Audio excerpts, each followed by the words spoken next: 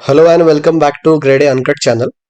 सो आज से हम नाबार्ड ग्रेड ए फेज 2 2025 का क्रैश कोर्स लॉन्च कर रहे हैं। इसमें हम इसके रिगार्डिंग पहला वाला वीडियो स्टार्ट करेंगे प्रायोरिटी सेक्टर लेंडिंग नॉर्म से। सो इस वीडियो में हम क्या देखने वाले हैं कि प्रायोरिटी सेक्टर लेंडिंग का ओवरव्यू देखेंगे। प्रायोरिटी सेक्टर लेंडिंग का ओरिजिन कैसे हुआ है, उसके उसमें कौन कौन सी कमिटियां बेसिकली रिस्पॉन्सिबल है पीएसएल के आने के लिए। उसके बाद आरबीआई के कुछ डायरेक्शंस दिखेंगे।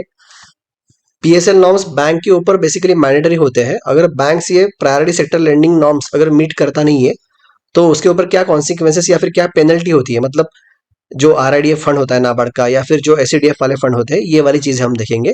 इसके साथ साथ एक नई स्कीम भी लॉन्च करी गई थी जिसका नाम है प्रायोरिटी सेक्टर लेंडिंग सर्टिफिकेट। ये वाली भी चीज हम यहाँ पे डिटेल में पढ़ेंगे। इसके बाद इस पूरे लेक्चर को रिवाइज करने के लिए हम एमसीक्यू भी देखेंगे ताकि आपका जो कंसेप्ट क्लैरिटी है वो और ज्यादा क्लियर हो। उसके बाद हम आरबीआई के जो मास्टर डायरेक्शन है जो इस बार आरबीआई ने पब्लिश किए थे उसको हम डिटेल में पढ़ेंगे। देखिए, ये जो चीज हम यहाँ पे डिस्कस करने वाले हैं it is very important for upcoming NABARD grade examination जो फेज 2 का एग्जाम होने वाला है 25 जनवरी को। सो उसके लिए बहुत ज्यादा इंपॉर्टेंट है। और खास करके ये जो पीएसएल का जो आपको पता है कि पीएसएल के अंतर्गत नियर अबाउट 8 to 9 सेक्टर्स है। तो उसमें से एग्रीकल्चर का जो सेक्टर्स है इसके ऊपर आपको डायरेक्टली पैसेज में वो क्वेश्चन पूछ सकता है। तो वो क्या करेगा कि फॉर एग्जांपल लेफ्ट साइड में आपको दे देगा कि ये किसके बारे में बोल रहा है करके, और आपको आइडेंटिफाई करने में बोलेगा कि ये किसके बारे में आरबीआई ने पब्लिश किया करके। तो उसका आंसर रहेगा प्रायोरिटी सेक्टर लेंडिंग सर्टिफिकेट। उसके ऊपर फिर काउंटर क्वेश्चन पूछेगा। ठीक है। सो थोड़ा पीएसएल के ओवरव्यू से स्टार्ट करते हैं। So let's start. पहले डेफिनेशन कि priority sector lending refers to mandate for scheduled commercial bank. किसके लिए? शेड्यूल्ड कमर्शियल बैंक के लिए in India to provide specified portion of their bank lending to few specific sector। मतलब जो bank lending का कुछ पोर्शन होता है, स्पेसिफाइड पोर्शन, वो कुछ फ्यू सेक्टर्स को जाना चाहिए। यही होती है priority sector lending. This sectors are deem important for development of basic needs of country. क्योंकि पहले क्या होता था, अमीर अमीर बनता जा रहा था और गरीब गरीब भी, क्योंकि उसके पास मनी का एक्सेस ही नहीं था, बैंकिंग का एक्सेस ही नहीं था, क्रेडिट का एक्सेस ही नहीं था। ठीक है। तो वही चीज बेसिकली इसको फाइनेंशियल इंक्लूजन बोलते हैं, या फिर इंक्लूसिव डेवलपमेंट अचीव करने के लिए प्रायोरिटी सेक्टर लेंडिंग नॉर्म्स लाए गए। तो कैसे लाए गए, थोड़ा देखते थे हिस्टोरिकल उसकी टाइमलाइन। तो 1967 में नेशनल क्रेडिट काउंसिल ने सजेस्ट किया था पहली बार कि भाई commercial bank should increase their involvement in financing priority sector. क्योंकि ये लोग पहले सिर्फ भाई बड़े टाइकून्स को ही लोन दे देते, ठीक है, बिजनेस टाइकून्स को। खास करके आपको पता होगा नेशनलाइजेशन के पहले भी रॉबर्ट वड्रा जैसे जो लोग होते हैं उनको फाइनेंस किया जाता, ठीक है। गरीब लोगों को ध्यान नहीं दिया जाता था। रूरल में ब्रांचेस भी नहीं हुआ करते थे क्योंकि बैंक वाले सोचते थे हमें प्रॉफिट्स तो मिलने वाला है नहीं, गांव में ब्रांच ओपन करके तो फिर क्या फायदा है। लेकिन नहीं, ऐसा नहीं चलेगा। तो उसके साथ 72 में आरबीआई ने भी डेफिनेशन क्रिएट कर दी कि प्रायोरिटी सेक्टर क्या होना चाहिए। 2007 में सीएस मूर्ति कमेटी भी क्रिएट हुई थी जिसका फोकस था कि उन्होंने रिव्यू कर लिया कि आरबीआई ने तो डिफाइन कर लिया कि पीएसएल क्या होता है, लेकिन रिव्यू करेंगे पीएसएल गाइडलाइंस का। उसके बाद रिकमेंड करेंगे कि फ्लो ऑफ क्रेडिट कैसे इंप्रूव हो जाए। उसके बाद एमवी नायर कमेटी ने भी बेसिकली वही किया था कि फिर से उसको एक्सपांड किया जाए। पीएसएल के अंतर्गत जो कैटेगरीज आती है या फिर उनके इंटरनल टारगेट्स होते हैं वो बढ़ाया जाए। 2014 में भी एक कमेटी होनी थी, ये आरबीआई ने खुद बनाई थी। इंटरनल वर्किंग ग्रुप था under the chairmanship of doctor Deepak Mohanty, ठीक है।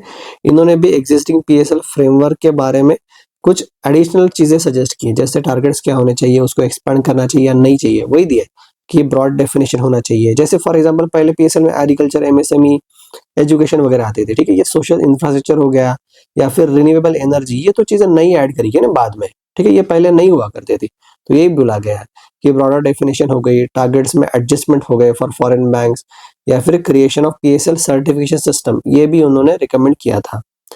तो अकॉर्डिंगली आरबीआई ने अपने अपने डायरेक्शंस लॉन्च किए थे। तो रिसेंटली 2025 में भी एक मास्टर डायरेक्शन आरबीआई ने लॉन्च किया है, वही हम पढ़ने जा रहे हैं, ठीक है।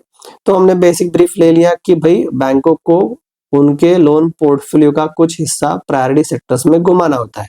अगर वो फेल करते हैं, जैसे हमने देखा था कि भाई कमर्शियल बैंक जैसे public sector bank, foreign bank जिनकी ब्रांचेस 20 के ऊपर है, या फिर प्राइवेट बैंक, अगर ये टारगेट्स मीट नहीं करते, टारगेट कितना होता है 40%, स्मॉल फाइनेंस बैंक का कितना था पहले 75%, अभी कितना है 60%, आरआरबी का पहले भी 75 था, अभी भी 75 है।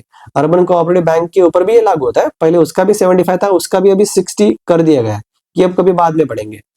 तो अगर ये मीट नहीं करते हैं 40% टारगेट वाला क्राइटेरिया या फिर 60% वाला टारगेट क्राइटेरिया, तो फिर क्या होगा, ठीक है, क्योंकि वो तो कायदे से उन सेक्टर्स में घुमाना चाहिए था, लेकिन वो घुमा नहीं पाए। तो क्या होगा कि कुछ ऑल इंडिया फाइनेंशियल इंस्टीट्यूशंस की एजेंसीज का जो फंड होता है, ये वहां पे पैसा जाके पार्क होगा, ठीक है। फिर वो लोग कैसे उसका इस्तेमाल करेंगे वो देखेंगे। समझ में आया कि if bank fails to meet their PSL targets, it must contribute an amount equivalent to shortfall to specified funds at NABARD and other institutions. अगर प्रायोरिटी सेक्टर लैंडिंग का टारगेट 40% है, अगर किसी बैंक ने समझे कि 35% ही अचीव किया, तो जो एक्स्ट्रा 5% उनको करना था, ये कहाँ पे जाएगा, अदर फंड्स में। जैसे नाबार्ड में एक फंड है जिसका नाम है RIDF, rural infrastructure development fund.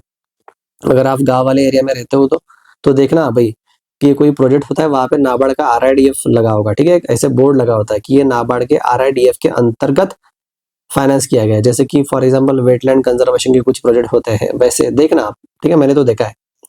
तो ये एक तरह का फंड हो गया। ऐसे ही सिडबी के पास ACDF हुआ करता था, स्मॉल एंटरप्राइज डेवलपमेंट फंड, तो यहाँ पे भी पैसा पहले जाता था।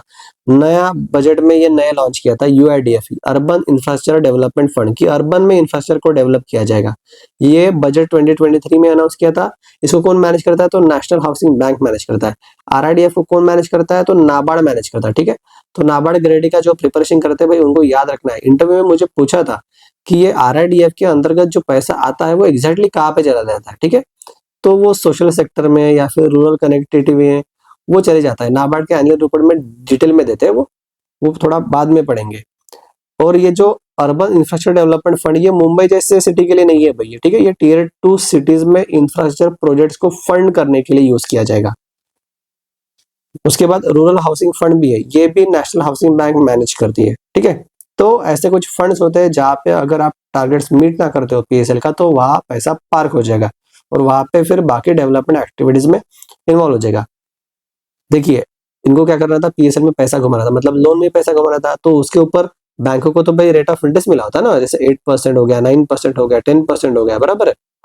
लेकिन वो उन्होंने टारगेट मीट नहीं किया, तो फेल हो गया, तो यहाँ पे पैसा आ जाएगा। लेकिन यहाँ पे दिक्कत होती है कि RIDF UIDF में पैसा बहुत समय के लिए पार्क होता है, जैसे कि 20+ ईयर्स के लिए या फिर 20 ईयर्स के आसपास यहाँ पे पैसा उनको रखना पड़ता है। यहाँ पे अगर घुमा होता तो 5 साल, 3 साल, 4 साल, उनका रीपेमेंट पीरियड जितना होगा उतने हिसाब में उनको वापस भी आता है और उसके ऊपर प्रॉफिट भी कमा होता है। लेकिन यहाँ पे क्या मिलता है उनको, तो हल्का सा रेट मिलता है, जिसको हम बोलेंगे कि भाई इन्होंने ऐसा करे कि सेव करके रखा है, तो सेविंग इंटरेस्ट रेट मिलता है। वो कितना मिलता है, ये थोड़ा नीचे देखेंगे आप, ठीक है। और एक ऑप्शन है, अगर कोई PSL सेक्टर का टारगेट मीट नहीं करता है, तो वो कर सकता है थ्रू एक जुगाड़, जिसका नाम है प्रायोरिटी सेक्टर लैंडिंग सर्टिफिकेट, ठीक है। इसका आइडिया क्या है, बेसिक मैं बता देता हूँ। कंसिडर करें कि एक SBI बैंक है और ये एक्सिस बैंक है, ठीक है। ये इमेज यहाँ से ली गई है, civilspedia.com का अच्छा सोर्स है भाई ये। तो SBI का समझ लीजिए कि PSL टारगेट था 18 करोड़, लेकिन उन्होंने अचीव किया 20 करोड़। और यहाँ पे एक्सिस बैंक, ये प्राइवेट बैंक है, फॉर एग्जांपल इनके रूरल में इतने ब्रांचेस होंगे नहीं, तो फॉर एग्जांपल उन्होंने कॉटेज इंडस्ट्री हो गया, SC ST हो गया, या फिर एग्रीकल्चर में जो लोन घुमाना था वो नहीं घुमा पाए, तो उनका टारगेट था 10 करोड़, लेकिन उन्होंने अचीव किया सिर्फ 8 करोड़। तो यहाँ पे 2 करोड़ का शॉर्टफॉल है या 2 करोड़ का सरप्लस है, तो ये लोग एडजस्ट कर लेंगे, ठीक है। मतलब क्या करेगा, SBI जो PSL सर्टिफिकेट है ये इसको बेचेगा, किसको, एक्सिस बैंक को, और एक्सिस बैंक इसको क्या देगा, he can give 2 crore to SBI। तो ये सब जो ट्रांजैक्शन होता है कैसे कैसे होता है भाई, तो ये RBI का ई-कुबर जो प्लेटफॉर्म होता है वहां पे ये ट्रांजैक्शन होता है, ठीक है। ये देखिए यहाँ पे सर्टिफिकेट दे रहा है और ये पैसे यहाँ पे दे रहा है, ठीक है। तो ये होती है प्रायोरिटी सेक्टर लैंडिंग सर्टिफिकेट्स। तो ये भाई किसने रिकमेंड किया था, ये इंपॉर्टेंट है, रघुराम राजन कमेटी ने रिकमेंड किया था कि भाई अगर PSL टारगेट मीट नहीं हो रहा तो ऐसी सर्टिफिकेट वाली प्रोविजन होनी चाहिए। तो रघुराम राजन कमेटी का नाम क्या था, committee on financial sector reforms, ठीक है, एग्जाम में इंपॉर्टेंट है, या फिर आप ऐसे में या फिर डिस्क्रिप्टिव में भी यूज कर सकते हो। तो फाइनेंशियल सेक्टर रिफॉर्म्स कमेटी 2009 बनी थी under the chairmanship of Raghuram Rajan. उस टाइम पे वो गवर्नर नहीं थे, और उन्होंने एक रिपोर्ट पब्लिश की थी कि उसी के रिकमेंडेशन अकॉर्डिंग, जिसका नाम थे 100 छोटे छोटे स्टेप्स, 100 स्मॉल स्टेप्स, ठीक है। तो ये भी पूछ सकता है, अगर नहीं भी पूछेगा तो इंटरव्यू में काम आ सकता है, ठीक है। क्योंकि यार इंटरव्यू वाले जो लोग होते हैं वो भाई थोड़े सीनियरिटी में हायर होते हैं, ठीक है। तो उन्होंने इनके अंतर्गत काम किया है, समझ लेना, ठीक है। तो ये रिपोर्ट के बारे में वो लोग जानते हैं। अगर आप ऐसा कुछ बोलोगे ना तो इंटरव्यू पैनल भी इंप्रेस हो जाएगी कि हाँ भाई बंदा या फिर बंदी पढ़ के आई है। 100 स्मॉल स्टेप्स। तो उन्होंने यहाँ पे प्रपोज किया था creation of tradable PSL certificate mechanism, कि ये सर्टिफिकेट को ट्रेडेबल बनाया जाए। So this would allow banks that exceed their target to sell certificates to the banks that have fallen short. It will create a market based solution for achieving national PSL goals. तो ऐसे ही करके RBI ने फिर उसको implement किया और scheme launch की जिसका नाम था priority sector lending certificate scheme. कब लॉन्च की? 2016 में। याद रखना, एग्जाम में पूछ सकता है, सिंपल। तो ये काम कैसे करता है? हमने देखा कि आप एक सेलर बैंक होता है या फिर एक परचेसर बैंक होता है, ठीक है। ये सेल कर लेता है, ये वो बाय कर लेता है। लेकिन यहाँ पे प्रॉब्लम है कि इसने जो लोन दिया था ना एक्स्ट्रा 2 करोड़, तो इंटरेस्ट इसी को मिलेगा, मतलब इसके ही रिकॉर्ड में वो ऐड हो जाएगा, इसका नहीं। ये तो सिर्फ अचीवमेंट पूरा नहीं कर पाए इसीलिए वो पेनल्टी भर रहा है ना यहाँ पे 2 करोड़ का, ठीक है। तो इंटरेस्ट वाली चीजें इसको ही मिलेगी, इसीलिए यहाँ पे बोला गया कि अंडरलाइंग लोन एसेट, ये इसका लोन एसेट है ना एक्स्ट्रा 2 करोड़ का, it will remain on the books of selling bank, मतलब एसबीआई के बुक्स में ही रहेगा, उसके ही बैलेंस शीट में दिखाएगा, ठीक है। उसका वो इनकम पार्ट हो जाएगा 2 करोड़ का मिसलेनियस इनकम, और इसका खर्चा दिखेगा, एक्सपेंस में आएगा वो, ठीक है। So only the PSL achievement is traded. This mechanism improves the efficiency without direct loan selling, ठीक है। लोन सेल नहीं करना है भाई, पीएसएल अचीवमेंट सेल करना है। तो भाई पीएसएल सर्टिफिकेट कितने टाइप की होती है? तो 4 टाइप की होती है, ठीक है। एक्चुअली दिक्कत क्या होती है कि for example private banks rural area में उतना ज्यादा रीच होता नहीं, तो एग्रीकल्चर वाले लोगों को वो ज्यादा लोन दे नहीं पाता, ठीक है। तो उसी के अंतर्गत नॉर्मली शॉर्टफॉल होता है। तो ऐसी 4 टाइप्स की पीएसएल सर्टिफिकेट है। पहला है पीएसएल सी एग्रीकल्चर सर्टिफिकेट, मतलब जो बैंक एग्रीकल्चर एक्सीड कर गया टारगेट्स या फिर शॉर्टफॉल कर गया या फिर शॉर्ट कर गया, ठीक है। दूसरा है PSL certificate small margin farmers. उसके बाद है पीएसएल सर्टिफिकेट माइक्रो एंटरप्राइजेस, और उसके बाद है जनरल पीएसएल सर्टिफिकेट। ये भी थोड़ा डिटेल में हम पढ़ेंगे नीचे, ये category agriculture, small margin farmers, micro enterprises वगैरह वगैरह। बस अभी के लिए याद रखिए कितने टाइप्स के पीएसएल सर्टिफिकेट होते हैं, तो 4 टाइप्स के। पहला एग्रीकल्चर का, दूसरा एग्रीकल्चर रिलेटेड ही है but small and marginal farmers वाली कैटेगरी। तीसरा माइक्रो एंटरप्राइजेस, ठीक है। यहाँ पे देखिए स्मॉल मीडियम एंटरप्राइजेस नहीं है, माइक्रो एंटरप्राइजेस है, क्योंकि स्मॉल मीडियम को तो लोन दे देती है बैंक, माइक्रो एंटरप्राइजेस ही छूट जाते हैं, उनका भी इंटरनल टारगेट है। और इसके बावजूद देखें वो जनरल, ठीक है। तो 4 पीएसएल सर्टिफिकेट्स है टाइप्स। तो कैसे किया जाता है भाई? ईच क्वार्टर को बेसिकली ये देखा जाता है कि कितना शॉर्टफॉल हुआ है या फिर कितना एक्सेस लैंडिंग हुई है। तो ये सभी क्वार्टर का एक सिंपल एवरेज निकालेंगे, और ये it will be consider for computation of overall shortfall, कि एक साल में कितना शॉर्टफॉल हुआ है या फिर एक साल में किसने एक्सीड किया है। मैंने आपको ऊपर बताया था कि अगर कोई बैंक टारगेट पूरा नहीं करता है तो एक पीएसएल सर्टिफिकेट वाला रास्ता है, या फिर दूसरा है कि उसका पैसा आरआईडीएफ, यूआईडीएफ या फिर आरएचएफ या फिर एसडीएफ ऐसे फंड में वो इन्वेस्ट हो जाएगा। तो उसके ऊपर उनको रेट ऑफ इंटरेस्ट भी मिलता है। जैसे हम बैंक में पैसा डालते हैं तो हमको वो सेविंग इंटरेस्ट देते हैं, वैसे ही उनको डिपॉजिट रेट मिलेगा, ठीक है। तो वो कितना मिलेगा कि वो डिपेंड करता है कि कितना शॉर्टफॉल हुआ है। अगर शॉर्टफॉल 5% से लेस हुआ तो बैंक रेट -2%, ठीक है, ये वाला आ जाएगा। अगर shortfall 5 and above but less than 10% हुआ तो बैंक रेट -3 का उनको रेट मिलेगा। अगर शॉर्टफॉल 10% एंड अबव हो गया तो उनको शॉर्ट डिपॉजिट रेट है वो बैंक रेट -4% मिलेगा, ठीक है। तो शॉर्टफॉल 5% है, 10% है और 10 और अबव है, ठीक है। यहाँ पे 5 to 10 के बीच में, और यहाँ पे लेस देन 5 है, यहाँ पे ग्रेटर देन और इक्वल टू 5। अगर इतना शॉर्टफॉल हुआ है तो कितना, तो बैंक रेट -2% बैच मिलेगा, यहाँ पे बैंक रेट -3% बैच मिलेगा, और यहाँ पे बैंक रेट -4% बैच मिलेगा, ठीक है, डिपॉजिट के ऊपर। Further in case of no shortfall in overall PSL target, overall PSL target कितना था, नियर अबाउट 40%। अगर ये पूरा होता है तो अच्छी चीज है, लेकिन जो इंटरनल टारगेट जैसे एग्रीकल्चर के लिए इंटरनल है कि 18% होना ही चाहिए, लेकिन अगर ये 17% हुआ मतलब ये शॉर्टफॉल हुआ। So but shortfall in any सब टारगेट, ठीक है, जैसे हमने देखा एग्रीकल्चर, तो interest rate will be bank rate -2% point will apply, ठीक है। सो बैंक रेट -2%, मतलब ओवरऑल टारगेट अचीव कर लिया आपने 40% वाला या फिर 60% वाला, लेकिन इंटरनल में चूक गए तो बैंक रेट -2% डिपॉजिट रेट आपको मिलेगा। क्रेडिट रिस्क होती है क्या यहाँ पे, किसकी होती है? तो देखिए there is no transfer of the credit risk, मैंने आपको बोला था सिर्फ पीएसएल अचीवमेंट सेल किया जाता है, बुक्स ऑफ अकाउंट में कुछ चेंजेस होते ही नहीं है, जिसने लोन दिया है वही इंटरेस्ट रिकवर करेगा, बराबर है भाई, बिजनेस उसने लाया ना तो वही करेगा।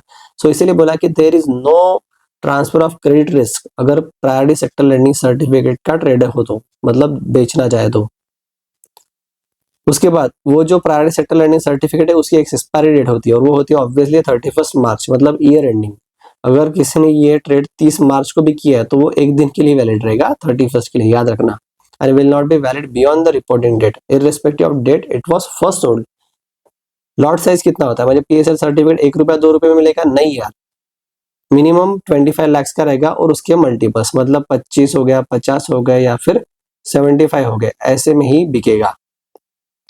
अकाउंटिंग कहाँ होती है, मैंने बताया था कि भाई यहाँ पे क्या है, पीएसएल अचीवमेंट को ट्रेड किया गया है तो fees paid for the purchase will be treated as expense. जैसे यहाँ पे एक्सिस बैंक था तो वो एक्सपेंस में ये बुक करेगा, और एसबीआई ने रिसीव किया है फी तो वो बोलेगा मिसलेनियस इनकम। ठीक है, ये मिसलेनियस इनकम है, ऑपरेशनल इनकम नहीं है। ऑपरेशनल इनकम मतलब क्या, कि उनके ऑपरेशन से पैसा मिलता है। जैसे एसबीआई का ऑपरेशन क्या है, लोन देना, तो लोन से उसको इंटरेस्ट मिलेगा तो वो ऑपरेशनल इनकम होगा, लेकिन ये ऑपरेशनल इनकम नहीं है। ठीक है, इसलिए इसको मिसलेनियस इनकम के अंतर्गत डाला जाएगा। और दोनों बैंक ये डिस्क्लोजर में लिखेंगे, disclosure to the balance sheet, कि इतना शॉर्टफॉल हुआ था या फिर इतना एक्सेड किया था, तो इसकी वजह से हम यहाँ पे मेंशन करते हैं, उनके फाइनेंशियल्स में आपको दिख जाएगा।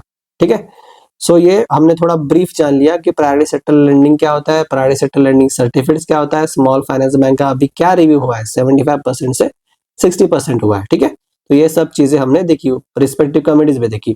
तो थोड़ा इसके बारे में रिवाइज कर लेते हैं थ्रू क्वेश्चंस। तो पहला क्वेश्चन है हमारा, consider following statement regarding revise PSL norms for small finance bank.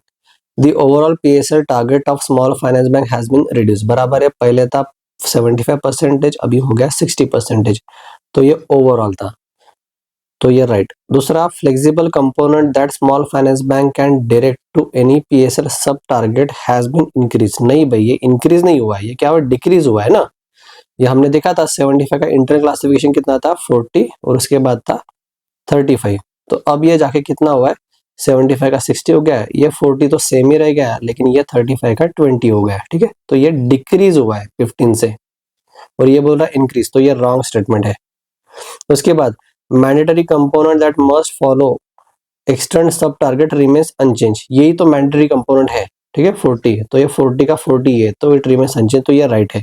तो ऑप्शन 1 एंड 3 इज राइट, और ये बोल रहा है करेक्ट कौन सा है, तो 1 and 3। Next, the concept of PSL certificate, ठीक है, was first recommended by which of the following committee. तो हमने देखा था कि 2009 में कौन सी कमेटी बनी थी, तो रघुराम राजन कमेटी, जिसका नाम था committee on financial sector reforms. और इन्होंने भाई उसके रिकमेंडेशन रिपोर्ट के अंतर्गत दिए थे, क्या नाम थे उसकी, हाँ बोलिए, 100 स्मॉल स्टेप्स। ठीक है, सो छोटे छोटे स्टेप्स, तो आंसर आएगा Raghuram Rajan committee on financial sector reforms. तीसरा क्वेश्चन है, any feature of the PSL certificate mechanism is that. Key feature क्या है, पहला, underlying loan asset are transfer from seller to the buyer bank. नहीं ना भैया, एसेट को ट्रांसफर नहीं किया जाएगा। It allow for transfer of credit risk associated with the PSL loans. नहीं, क्रेडिट रिस्क को भी ट्रांसफर नहीं किया जाएगा, तो ये भी नहीं, ये भी नहीं। तीसरा देखते हैं, only PSL achievement is traded. हाँ बराबर है इतना तो, while the loan asset remain with the seller bank. हाँ ये बराबर है फीचर। चौथा है, certificates are valid for a period of 5 years. नहीं भाई, 31 मार्च तक ही वैलिड रहते, मतलब 1 साल के लिए वैलिड रहते, आप कभी भी इशू करो फिर। ठीक है, 31 मार्च को एक्सपायर होना है, मतलब होना है। Fourth, if a bank has a shortfall of 12 percentage point in its overall PSL target and it is required to deposit shortfall amount in RIDF, what interest rate will it receive? मतलब deposit rate क्या मिलेगा, तो 12% है, मतलब more than और equal to 10% वाली category में आएगा। तो हमने देखा था कि यहाँ पे बैंक रेट माइनस कितना 4% लगेगा, तो आंसर क्या आएगा, डी, बैंक रेट -4। हमने क्या देखा था कि भाई लेस देन 5% अगर शॉर्टफॉल होता है तो -2%, greater than equal to 5 but less than 10% होता है तो कितना 3% माइनस, और उसके बाद मोर देन और इक्वल टू 10% का शॉर्टफॉल होता है या फिर 10% अबव का, तो 4% माइनस हो जाएंगे। ठीक है, तो याद रखना 2, 3, 4, अगर इंटरनल हो गया तो कितना होगा, सिर्फ -2% माइनस हो जाएगा। With reference to historical evolution of PSL lending in India, which of the following events happened first? तो पहला formal definition of private sector by RBI, तो ये तो 1972 में की भाई। Recommendation by national credit council for increase bank involvement, हाँ 1967 में यही किया था। Constitution of Deepak Mohanty committee, ये तो 2014 में हुई थी। और उसके बाद पीएसएल सर्टिफिकेट स्कीम लॉन्च किया, ये तो 2016 में हुई, तो सबसे पहले यही हुआ है, ठीक है, recommendation by national credit council. 6, bank meet its overall PSL target, ठीक है, ओवरऑल पीएसएल टारगेट पूरा हुआ है but fails short of agriculture sub target, internally भी टारगेट नहीं पूरा हुआ है। So as a consequence it must deposit the shortfall amount in a fund, जैसे आरआईडीएफ या फिर यूआईडीएफ या फिर बाकी वाले हमने देखिए ऊपर के। तो what interest rate will apply to this deposit, कितना आएगा, देखिए ओवरऑल तो पूरा कर लिया लेकिन इंटरनल पूरा नहीं कर पाए, तो बैंक रेट -2%, ठीक है। ये चीजें भाई याद रखना, एग्जाम में आ सकता है। आपको क्या करेगा, फेज 1 में तो डायरेक्टली पूछ सकता है ऐसे मल्टी स्टेटमेंट के फॉर्मेट में, और फेज 2 में क्या करेगा, एक पैराग्राफ देगा और उसके ऊपर बोलेगा कि ये किसके रिगार्डिंग है, समझ लिया वो प्राइमरी सेक्टर लेंडिंग या फिर प्राइमरी सेक्टर लेंडिंग सर्टिफिकेट के रिगार्डिंग हुआ। तो आपको ऐसे क्वेश्चन आने ही आने हैं, ठीक है। तो उस टाइम पे आप कंफ्यूज हो जाएंगे, भाई तो तुक्का मारोगे, 2% है, 3% है, 4%, क्योंकि पढ़ा ही नहीं है। अगर पढ़ा है तो रिवाइज किया ही नहीं है, मैं तो ट्रिक भी पता है ना, 2%, 3% और 4% का डिफरेंस हो जाएगा। कब, यहाँ पे 5, यहाँ पे 5 to 10 और यहाँ पे मोर देन 10 का, ठीक है। तो इसका आंसर क्या आएगा हमारा कि बैंक रेट -2%, क्योंकि ओवरऑल कंप्लीट कर लिया लेकिन भाई इंटरनल सब टारगेट है वो कंप्लीट नहीं किया, तो भाई सभी के लिए -2% हो जाएगा। यूआईडीएफ वेयर बैंक्स में deposit shortfall is manage by which institution, तो नेशनल हाउसिंग बैंक एनएचबी, ये तो क्रिएट किया था ना रिसेंटली। भाई देखिए 2022, हाँ यहाँ पे एक आईएफएससी का भाई सबसे पहले पेपर आया था रिक्रूटमेंट, उसके पहले तो यूपीएससी से किया था ना उन्होंने सिलेक्शन, इंटरव्यू में जो सिलेक्ट हुए थे उससे, लेकिन उनको पता चला कि भाई यूपीएससी वाले फिर से यूपीएससी की प्रिपरेशन कर रहे हैं, मतलब वो आईएफएससी में टिकना नहीं चाहते, ठीक है। तो इसलिए उन्होंने वो 20 सीट्स वाली रिक्रूटमेंट लाई थी। तो उन्होंने ये प्रीलिम्स में पूछा था भैया, क्योंकि उस टाइम पे बजट में भी था, अर्बन इंफ्रा डेवलपमेंट फंड कौन मैनेज करेगा, तो उसका आंसर था national housing bank. Consider the following statement about private sector lending certificate. पहला, they have standard lot size of 1 crore, गलत है भैया, 25 लाख का लॉट साइज होता है और उसके मल्टीपल्स आएंगे, ठीक है, तो ये रॉन्ग। दूसरा, the fee receive from their sale is treated as miscellaneous income by selling bank, बराबर है, पे वो इनकम रहेगी लेकिन ऑपरेशन इनकम रहेगा क्या, नहीं, मिसलेनियस इनकम रहेगा। उसके बाद they expire on March 31 of the financial year respect of date of sale, बराबर है, ये भी बराबर है। तो आंसर कौन सी करेक्ट है हमारा, 2 and 3 बी।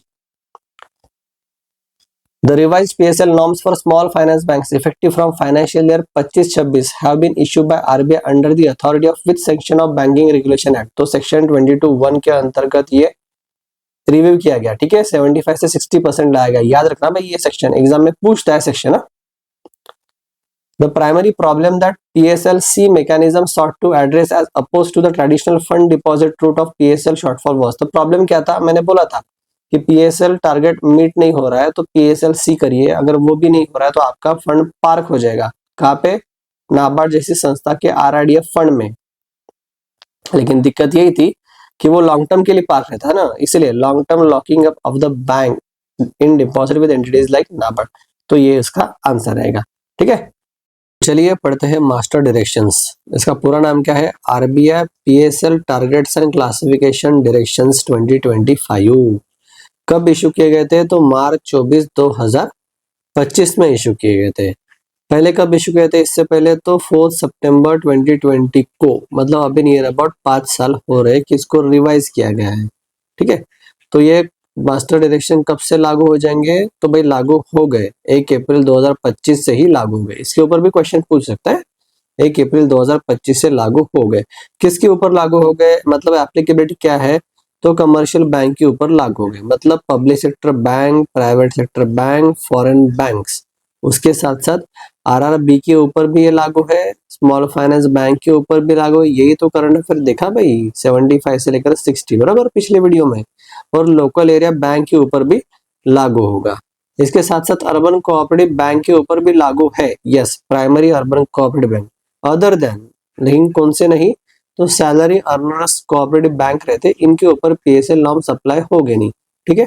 सैलरी अर्नर्स मतलब जो एम्प्लॉय सैलरी ड्रॉ करते हैं प्राइवेट जॉब से या फिर गवर्नमेंट वाली जॉब से, वो भी खुद का बैंक ओपन कर सकते हैं नॉर्मली। तो इन सभी के ऊपर वो एप्लीकेबल होगा। पेमेंट बैंक के ऊपर एप्लीकेबल होगा क्या? नहीं। क्यों? क्योंकि वो लोन ही नहीं दे सकते, इसीलिए। तो हमने देखा था प्रायोरिटी सेक्टर क्या होता है, तो उसकी 8 कैटेगरीज होता है। मतलब अगर ये 8 कैटेगरी में अगर लोन जा रहा है तो समझ लेना आप प्रायोरिटी सेक्टर लेंडिंग कर रहे हो, मतलब बैंक्स प्रायोरिटी सेक्टर लेंडिंग कर रही। तो कौन सी 8 कैटेगरी है ये भी हमने देखा था, मैंने आपको ट्रिक भी बताई थी इसकी, ठीक है, कि अमी हसरो, ठीक है, यही याद रखना। ये डायरेक्टली यहाँ पे मैंने मियाँ हॉर्स भी दिखा है, लेकिन ये वाली थोड़ी सीक्वेंस वाइज है। तो अमी हसरो, ए मतलब क्या होता है? Agriculture sector, M MSME sector, E export credit sector, E also for education sector, यहाँ पे housing sector, social infrastructure sector जैसे हेल्थ फैसिलिटी, हॉस्पिटल्स हो गए या फिर स्कूल्स हो गए, ये आएगा रिन्यूएबल एनर्जी सेक्टर, और ये आएगा अदर्स वाला सेक्टर। तो यही चीज यहाँ पे मेंशन की गई, ठीक है। Agriculture sector, MSME sector, export credit, E for education, H for housing, S for social infra, R for R E renewable energy, और ओ फॉर अदर्स। इसमें ही हम वीकर सेक्शन आ जाएंगे, ठीक है। तो ये हो गई कैटेगरी अंडर प्रायोरिटी सेक्टर। तो मैंने बोला था प्रायोरिटी सेक्टर का एक टारगेट होता है, तो ओवरऑल टारगेट कितना देखा था हमने? 40%। स्मॉल फाइनेंस बैंक के लिए 60%, जो पहले कितना था? 75%। तो उसके अभी सब टारगेट्स भी देखे जाएंगे, ठीक है। तो ओवरऑल टारगेट्स क्या है टोटल प्रायोरिटी सेक्टर के? तो वो है 40%। किसके लिए एप्लीकेबल हो गई है? डोमेस्टिक कमर्शियल बैंक्स, मतलब public sector bank, private bank, और फॉरेन बैंक्स जिनकी 20 के ऊपर ब्रांचेस है, उनके ऊपर 40% टारगेट एप्लीकेबल होगा। किसका 40%? ये हमने देखा है पिछले वीडियो में। एडजस्टेड नेट बैंक क्रेडिट और credit equivalent of balance sheet exposure, इसमें से जो भी हायर है उसका 40%, बराबर। अगर फॉरेन बैंक्स जिनकी 20 से कम ब्रांचेस है हमारे भारत देश में, तो उनके ऊपर कितना एप्लीकेबल होगा? 40% ही एप्लीकेबल हो रहा है, लेकिन उसमें इंटरनल कैटेगराइजेशन नहीं है, ठीक है। नॉट एप्लीकेबल, नॉट एप्लीकेबल, बस कि 32% तक वो एक्सपोर्ट क्रेडिट में होना चाहिए, ठीक है। हमने देखा था ना कैटेगरी भाई, अमी हसरो, ठीक है। तो ये जो ई था वो एक्सपोर्ट क्रेडिट था, ठीक है। तो इसके अंतर्गत 32% तक की लैंडिंग होनी चाहिए। मतलब इसका कोर पर्पस बेसिकली एक्सपोर्ट को बढ़ावा देने के लिए ही होना चाहिए।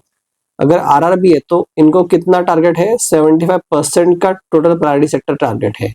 और स्मॉल फाइनेंस बैंक को कितना था? पहले 75% था, अभी चेंज करके कितना कर दिया? तो 60%, ठीक है। ये हैंड रिटन नोट्स मेरे पुराने हैं इसलिए यहाँ पे 75 आ गया, ठीक है, लेकिन आपको याद रखना है 60%। तो ये हो गए टोटल प्रायोरिटी सेक्टर या फिर ओवरऑल प्रायोरिटी सेक्टर टारगेट्स। तो ये 40%, ये भी 40%, ये 75% और ये आएगा 60% के आसपास, ठीक है। अभी इंटरनल पढ़ लेते हैं कि ये 40% में से 18% एग्रीकल्चर में जाना चाहिए, ठीक है। ये हो गया इंटरनल टारगेट या फिर सब टारगेट। इस 18% में से भी 40% मतलब 14% ये किस में जाना चाहिए? तो नॉन कॉर्पोरेट फार्म में जाना चाहिए, ठीक है। कॉर्पोरेट फार्मिंग में नहीं है, नॉन कॉर्पोरेट फार्मिंग में 14% जाना चाहिए, और ये भी 14% में से 10% के आसपास स्मॉल मार्जिनल फार्मर्स में जाना चाहिए, ठीक है। मतलब देखिए ओवरऑल टारगेट था 40%, यहाँ पे आएगा 18% एग्रीकल्चर के लिए, यहाँ से भी 14% आएगा नॉन कॉर्पोरेट फार्मिंग के लिए, और यहाँ से भी 10% आएगा स्मॉल एंड मार्जिनल फार्मर्स के लिए। स्मॉल एंड मार्जिनल फार्मर्स क्या होता है ये हम नीचे पढ़ेंगे, ठीक है। बेसिकली जिनकी जमीन 1 हेक्टेयर से कम है वो आएंगे मार्जिनल फार्मर्स, और जिनकी जमीन 1 हेक्टेयर से 2 हेक्टेयर के बीच में है उनको बोलेंगे स्मॉल फार्मर्स, ठीक है। फॉरेन बैंक जिनकी ब्रांचेस 20 से कम है उसके लिए एप्लीकेबल है क्या इंटरनली एग्रीकल्चर के लिए? नहीं भाई, अरे इनके ब्रांचेस ही 20 से कम है तो ये कहाँ पे रूरल ब्रांचेस ओपन करेंगे? इनकी मैक्सिमम ब्रांचेस तो मेट्रो सिटीज में ही ओपन रहेगी, तो वो एक्सपोर्ट को प्रमोट करेंगे, तो इसलिए यहाँ पे नॉट एप्लीकेबल। आरआरबी के लिए है यस सेम 18%, 14%, 10%, मतलब ये टोटल 18% एग्रीकल्चर में जाना चाहिए, उसमें से 14% नॉन कॉर्पोरेट फार्मिंग के लिए, और उसमें से 10% कहाँ पे? तो स्मॉल मार्जिनल फार्मर्स के लिए।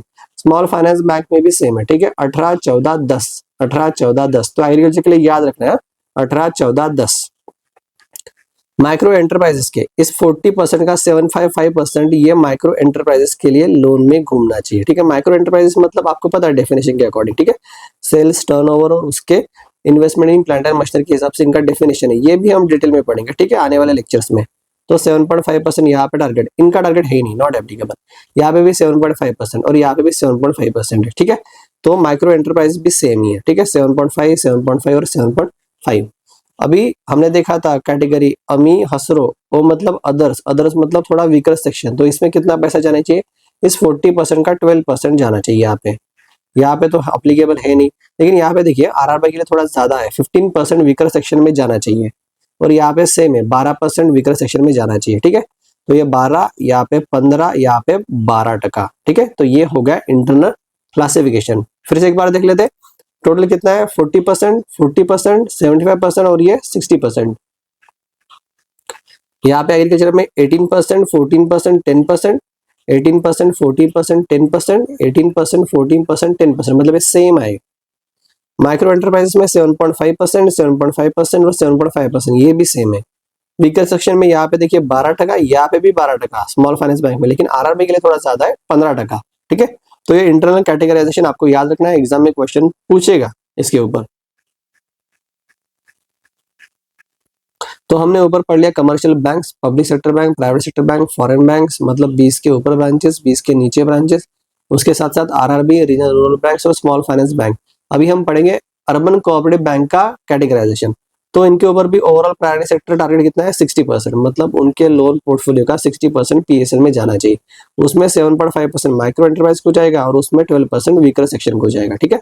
ये देखिए अर्बन कोऑपरेटिव बैंक है, तो नॉर्मली अर्बन एरिया में खेती होती नहीं है, ऐसा अज्यूम कर ले, तो एग्रीकल्चर के लिए यहाँ पे इतना इंटरनल टारगेट है नहीं, ठीक है।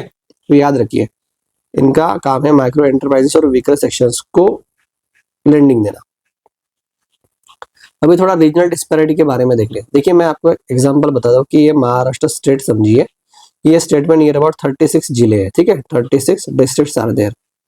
तो आपको पता है यहाँ पे मुंबई या फिर उसके नियर बाय एरिया में ज्यादा लैंडिंग होती होगी, बराबर है, या फिर जैसे एमएसएमई वाली लैंडिंग ये एरिया में ज्यादा होती होगी। फॉर एग्जाम्पल विदर्भ वाला एरिया होगा तो यहाँ पे फार्मिंग के लिए ज्यादा लैंडिंग होती होगी, मतलब हर जिले में इक्वल लैंडिंग होगी, ये कंपलसरी नहीं है। तो यहाँ पे एक रीजनल डिस्पैरिटी को एड्रेस करने के लिए भी आरबीआई ने कुछ डायरेक्शंस देखे थे, लॉन्च किए थे। तो रीजनल डिस्पैरिटी क्या होते हैं ये समझ लेते हैं। समझ लीजिए महाराष्ट्र स्टेट है, यहाँ पे नियर अबाउट 36 डिस्ट्रिक्ट्स है, ठीक है। अभी यार ये तो ऑब्वियस है कि 36 के 36 डिस्ट्रिक्ट्स में इक्वल प्रायोरिटी सेक्टर लैंडिंग होती होगी, इसकी गारंटी नहीं है, बराबर है। मतलब कुछ जिले ऐसे होंगे जहाँ पे प्रायोरिटी सेक्टर लैंडिंग अच्छी होती है और कुछ जिले होंगे जहाँ पे पीएसएल के अंतर्गत लैंडिंग नहीं होती है, बराबर। लेकिन ये तो भाई कोई नहीं गिन रहा ना कि कितने जिले में कितनी लैंडिंग हो रही है, कितना टारगेट मीट हो रहा है, वो तो ओवरऑल टारगेट या फिर उसके सब टारगेट्स के बारे में डिस्कस कर रहे हैं। जैसे कि फॉर एग्जांपल ऐसा समझिए कि एग्रीकल्चर का इंटरनल टारगेट 20 जिलों में कंप्लीट हो रहा है, बाकी तो 16 जिले रह गए ना। या फिर एमएसएमई वाले फॉर एग्जांपल 30 जिले में टारगेट कंप्लीट रहेगा तो 6 जिले तो रह गए हैं, ठीक है। तो ये वाले जिलों में तो भाई डिस्पैरिटी हो जाएगी ना, ये तो भाई सेक्लूडेड हो जाएंगे। तो यही डिस्पैरिटी को एड्रेस करने के लिए कुछ प्रायोरिटी सेक्टर क्रेडिट में एट डिस्ट्रिक्ट लेवल कुछ चेंजेस किए गए हैं, ठीक है। और ये चेंजेस किसके रिगार्डिंग किए, किसके बेसिस के ऊपर, तो पर कैपिटा क्रेडिट फ्लो के अंतर्गत, ठीक है। तो यहाँ पे हमने एक इंसेंटिव फ्रेमवर्क लॉन्च किया और डिसइंसेंटिव फ्रेमवर्क लॉन्च किया। मतलब क्या है कि जिस जिले में ऑलरेडी प्रायोरिटी सेक्टर लैंडिंग होती है, अगर बैंक उसी जिले में फिर से लोन देती है तो वे उसको डिसइंसेंटिवाइज करेंगे। और जिस जिले में कभी पीएसएल लैंडिंग होती ही नहीं है, ठीक है, या फिर जो नॉर्मली ध्यान दिया जाता नहीं है जिले के ऊपर, लेकिन वहां पे लैंडिंग हो रही है तो उसको इंसेंटिवाइज करेंगे, ठीक है। जैसे महाराष्ट्र का फॉर एग्जांपल धाराशिव वाला जिला पकड़े जो पहले उस्मानाबाद हुआ करता, या फिर मराठवाड़ा के कुछ रीजन हो गए, या फिर विदर्भ से भंडारा, गोंदिया, गढ़चिरौली, या जो नक्सलाइट वाले जिले हैं, ठीक है। अगर वहां पे लैंडिंग करेगा तो आपको इंसेंटिव मिलेगा, ठीक है। तो इंसेंटिव किस में मिलेगा, वो पीएसएल का वेटेज में मिलेगा। नॉर्मली पीएसएल का वेटेज हम 100 कंसीडर करते हैं, ठीक है। तो उसको वो 1.25 टाइम्स करेंगे अगर इंसेंटिव रहा तो, अगर डिसइंसेंटिव रहा तो उसको 0.9 टाइम्स, ठीक है, मतलब 90% वेटेज देगा। तो यही है इंसेंटिव फ्रेमवर्क और डिसइंसेंटिव फ्रेमवर्क। लेकिन आपको पता कैसे चलेगा कि कौन से जिले में कितना क्रेडिट फ्लो हो रहा है और कौन से जिले में कितना क्रेडिट फ्लो मैक्सिमम हो रहा है? तो इसका थ्रेशोल्ड है, जिस जिले में पर capita credit flow less than 9,000 है, मतलब हर आदमी को नियर अबाउट 9,000 से नीचे का लोन मिल रहा है, तो उसको बोलेंगे भाई लो प्रायोरिटी डिस्ट्रिक्ट। और जहां पे 42,000 पर कैपिटा क्रेडिट फ्लो हो रहा है या फिर उसके ऊपर हो रहा है, तो उसको हम बोलेंगे हाई क्रेडिट फ्लो डिस्ट्रिक्ट। मतलब ये जिले में जहां पे पर कैपिटा क्रेडिट फ्लो 42,000 के ऊपर है, अगर वहां से फिर से पीएसएल के अंतर्गत लैंडिंग होती है तो हम उनको डिसइंसेंटिवाइज करेंगे। और 9,000 जिसका पर कैपिटा क्रेडिट फ्लो है, उस जिले में अगर पीएसएल के अंतर्गत लैंडिंग हो रही है ना, कोई बैंक कर रहा है ना, तो हम उसको इंसेंटिवाइज करेंगे। मतलब उसका जो पीएसएल का वेटेज होगा वो 125% होगा, उसको 125% मार्क्स मिलेगा, ठीक है। और यहाँ पे 90% मार्क्स मिलेगा, मतलब इंसेंटिव के बारे में हम यहाँ पे बात कर रहे हैं, ठीक है। तो वही पढ़ लेते हैं। To address regional disparity in the flow of the priority sector credit at district level, so it is decided to rank district on a basis of per capita credit flow. तो उसके लिए हम इंसेंटिव फ्रेमवर्क है और disincentive framework है। Incentive framework for district with comparative lower flow of credit, और disincentive framework किसके लिए? For district with comparative higher flow of credit. मतलब ऑलरेडी पैसा तो जा रहा है तो फिर डिसइंसेंटिवाइज करो। ये कब से इफेक्ट में आएगा? 24-25 से आ गया बेसिकली। तो हायर वेटेज दिया गया कितना? 125%। किसको? तो district where credit flow is comparatively low. कितना low? Less than 9,000 per capita PSL है तो उसको कितना है वेट कसम करके? Higher weight 125%। और ऐसे जिले जहां पे क्रेडिट फ्लो इज हायर, मतलब per capita PSL flow is more than 42K, तो वहां पे लोअर वेटेज असाइन करेंगे 90%। मतलब समझ लीजिए कि भाई इन्होंने टारगेट कंप्लीट करेगा लेकिन उनको मार्क मिलेगा फॉर एग्जांपल 90 मल्टीप्लाई बाय 40, तो 36% ही टारगेट कवर हो जाएगा बेसिकली आउट ऑफ 40। और यहाँ पे समझ लीजिए कि इन्होंने अगर फॉर एग्जांपल 30% टारगेट अचीव कर लिया लेकिन कम जिलों में लोन दिया उन्होंने, कम जिलों में नहीं, जहाँ पे कम फ्लो है उस जिलों में लोन दिया, तो उनको 1.25 से मल्टीप्लाई करना पड़ेगा या फिर 125 से। तो ये कितना हो जाएगा भाई?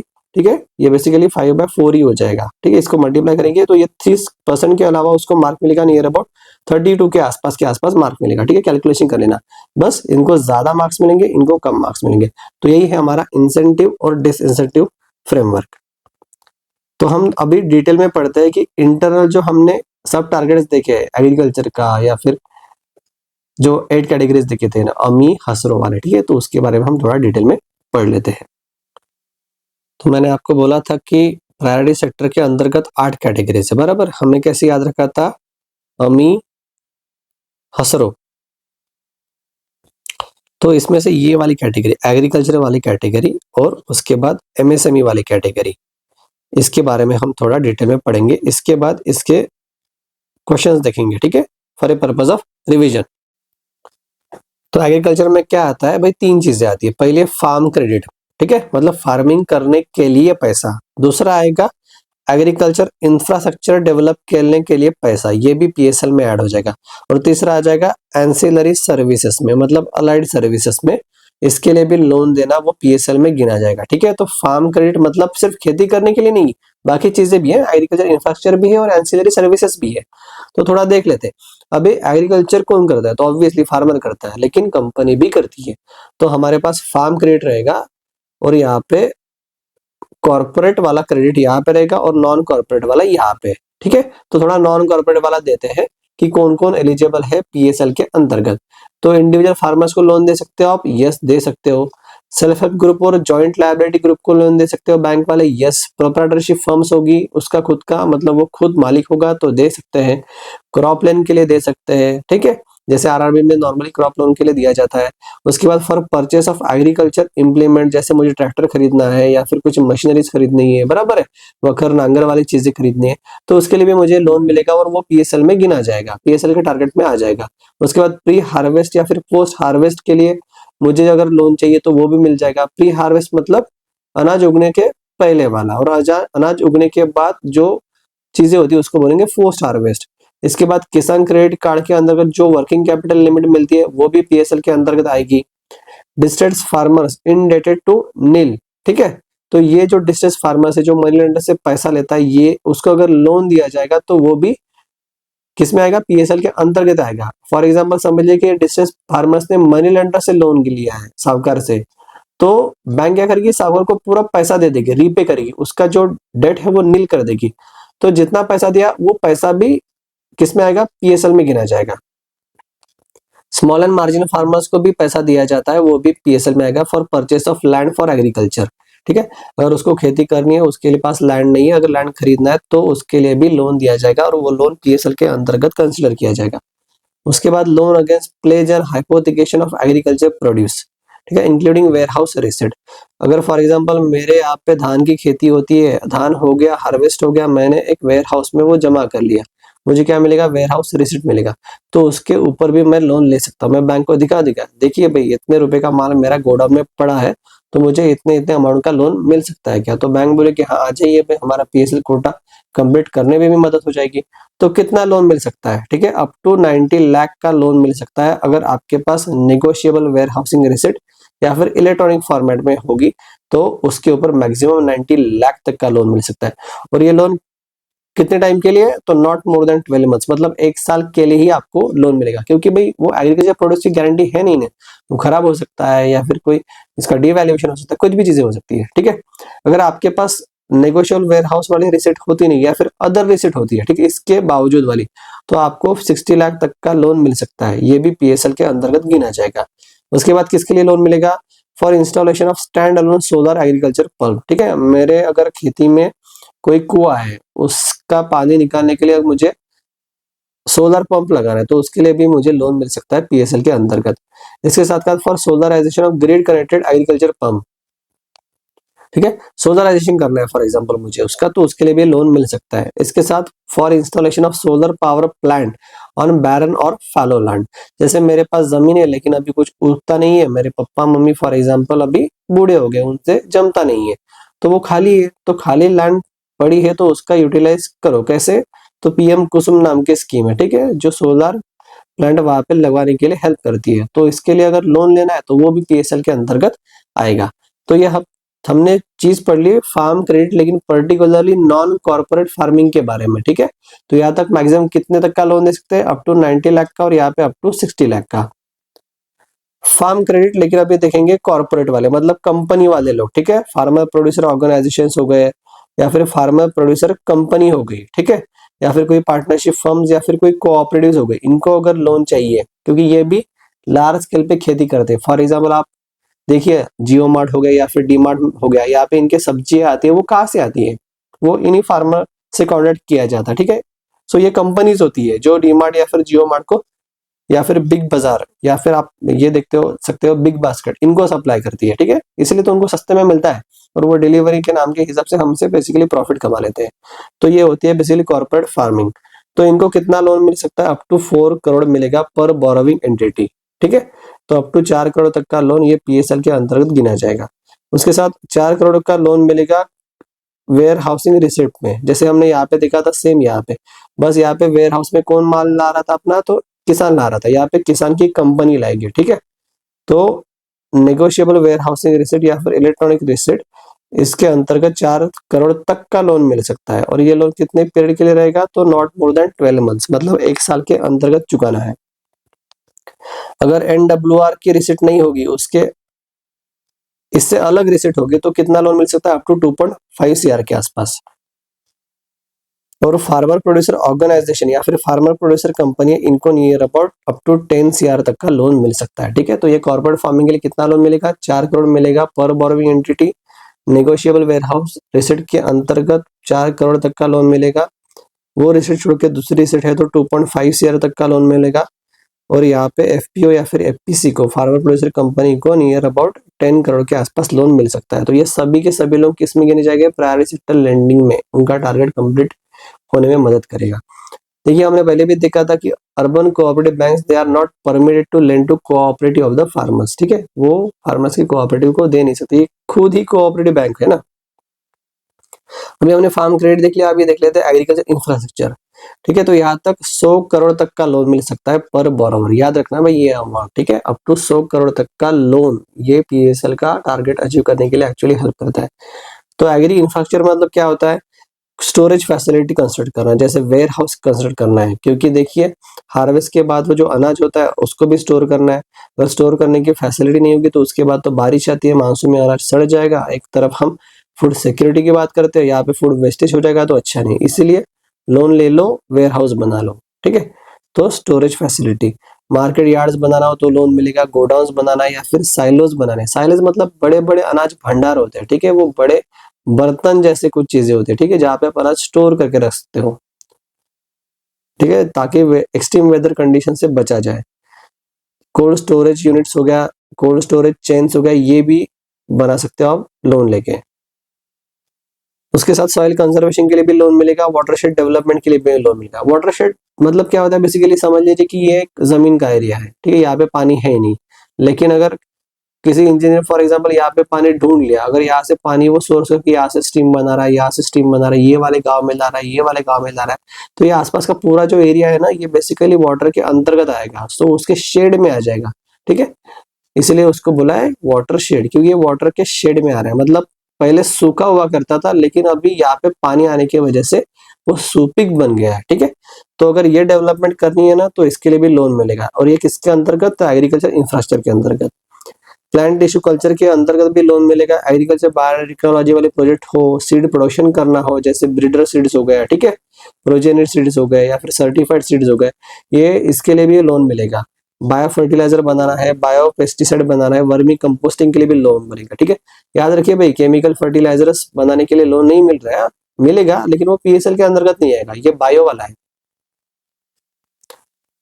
उसके साथ साथ loans for construction of oil extraction units या फिर processing unit for production of biofuels, जैसे नितिन गडकरी जी का जो कंट्रोवर्सी चल रहा है बेसिकली, ठीक है, तो इसमें भी पीएसएल के अंतर्गत लोन मिलेगा। या फिर किसी को कंप्रेस बायोगैस प्लांट्स बनाना है, उसके अंतर्गत भी पीएसएल के अंतर्गत वो गिना जाएगा।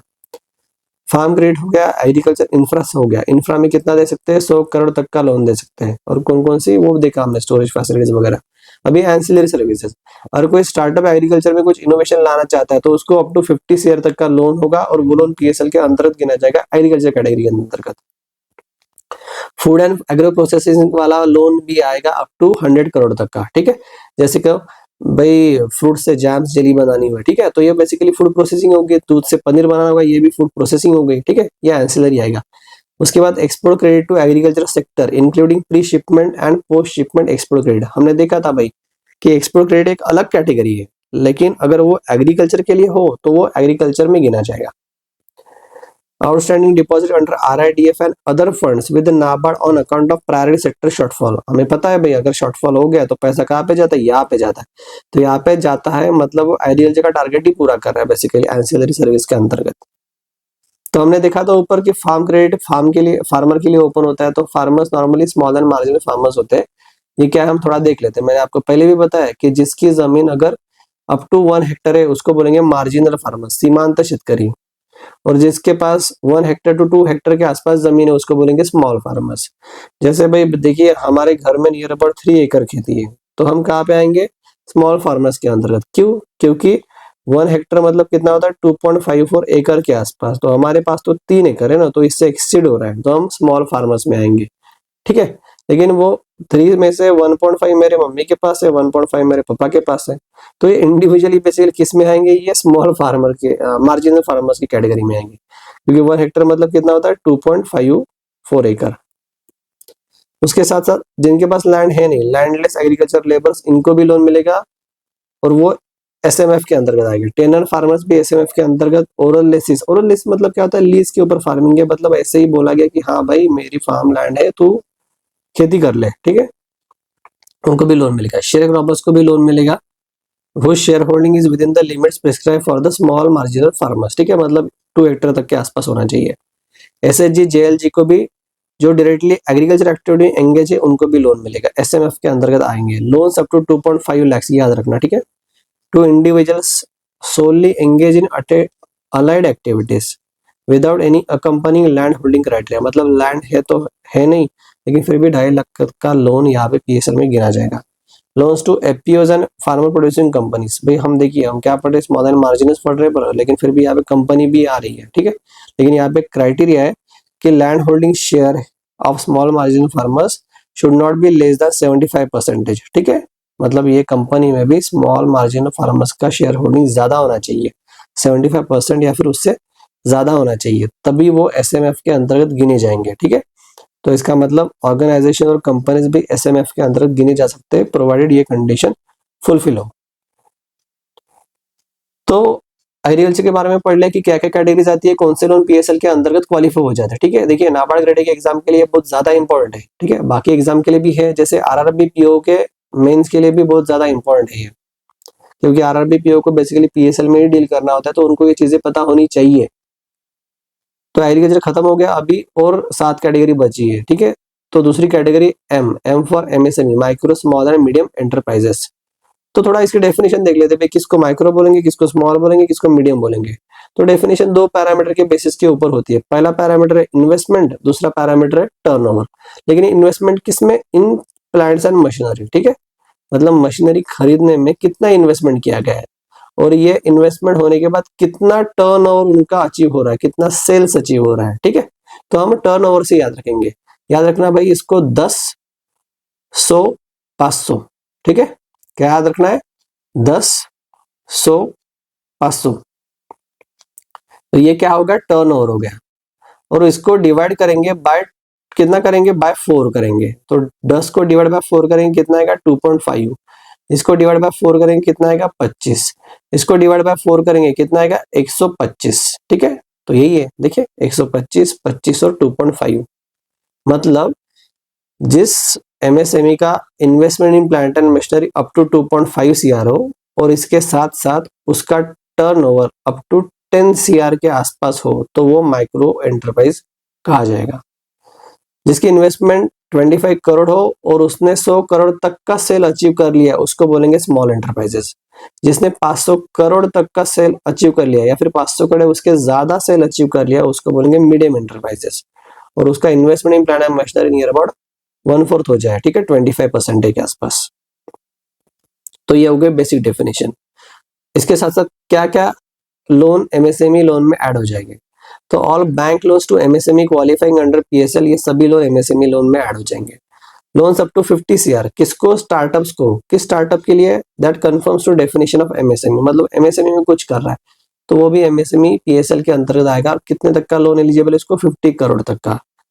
उसके पास factoring transactions pertaining to MSME, ठीक है, इसके लिए अगर लोन चाहिए तो वो भी आएगा। फैक्टरिंग ट्रांजैक्शंस क्या होता है, ये बेसिकली बिल डिस्काउंट होता है। समझ लीजिए कि हमारे पास एक एक्स एमएसएमई है और वाई मशीनरी सप्लायर है, ठीक है। तो एक्स को क्या चाहिए, मशीन चाहिए, कहा किससे चाहिए, तो वाई से चाहिए। समझ लीजिए कि एक्स ने वाई से 100 लाख रुपए में मशीन खरीदी है, ठीक है। तो इसके पास ही मशीन यहाँ पे चली गई और ये इनवॉइस जनरेट करेगा, लेकिन एक्स के पास अभी पैसा है नहीं, ठीक है। तो ये वाई क्या करेगा, एक बैंक के पास जाएगा और वो बोलेगा देखिए भाई 100 लाख का पेमेंट इससे आने का बाकी है, तो आप इससे पेमेंट ले लेना, अभी मुझे थोड़ा कम मतलब 90 लाख के आसपास पेमेंट कर दो। तो ऊपर का 10 लाख का पेमेंट बैंक का हो जाएगा। इसको बोलते हैं फैक्टरिंग ट्रांजैक्शंस, ठीक है। तो ये ट्रांजैक्शन पर्टेनिंग टू एमएसएमई इसके अंतर्गत भी आएगा। खादी यानी विलेज इंडस्ट्रीज को अगर कोई लोन दे रहा है तो वो माइक्रो एंटरप्राइजेस में गिना जाएगा, ठीक है। सो केवीआईसी कहाँ पे आएगा, माइक्रो एंटरप्राइजेस में गिना जाएगा।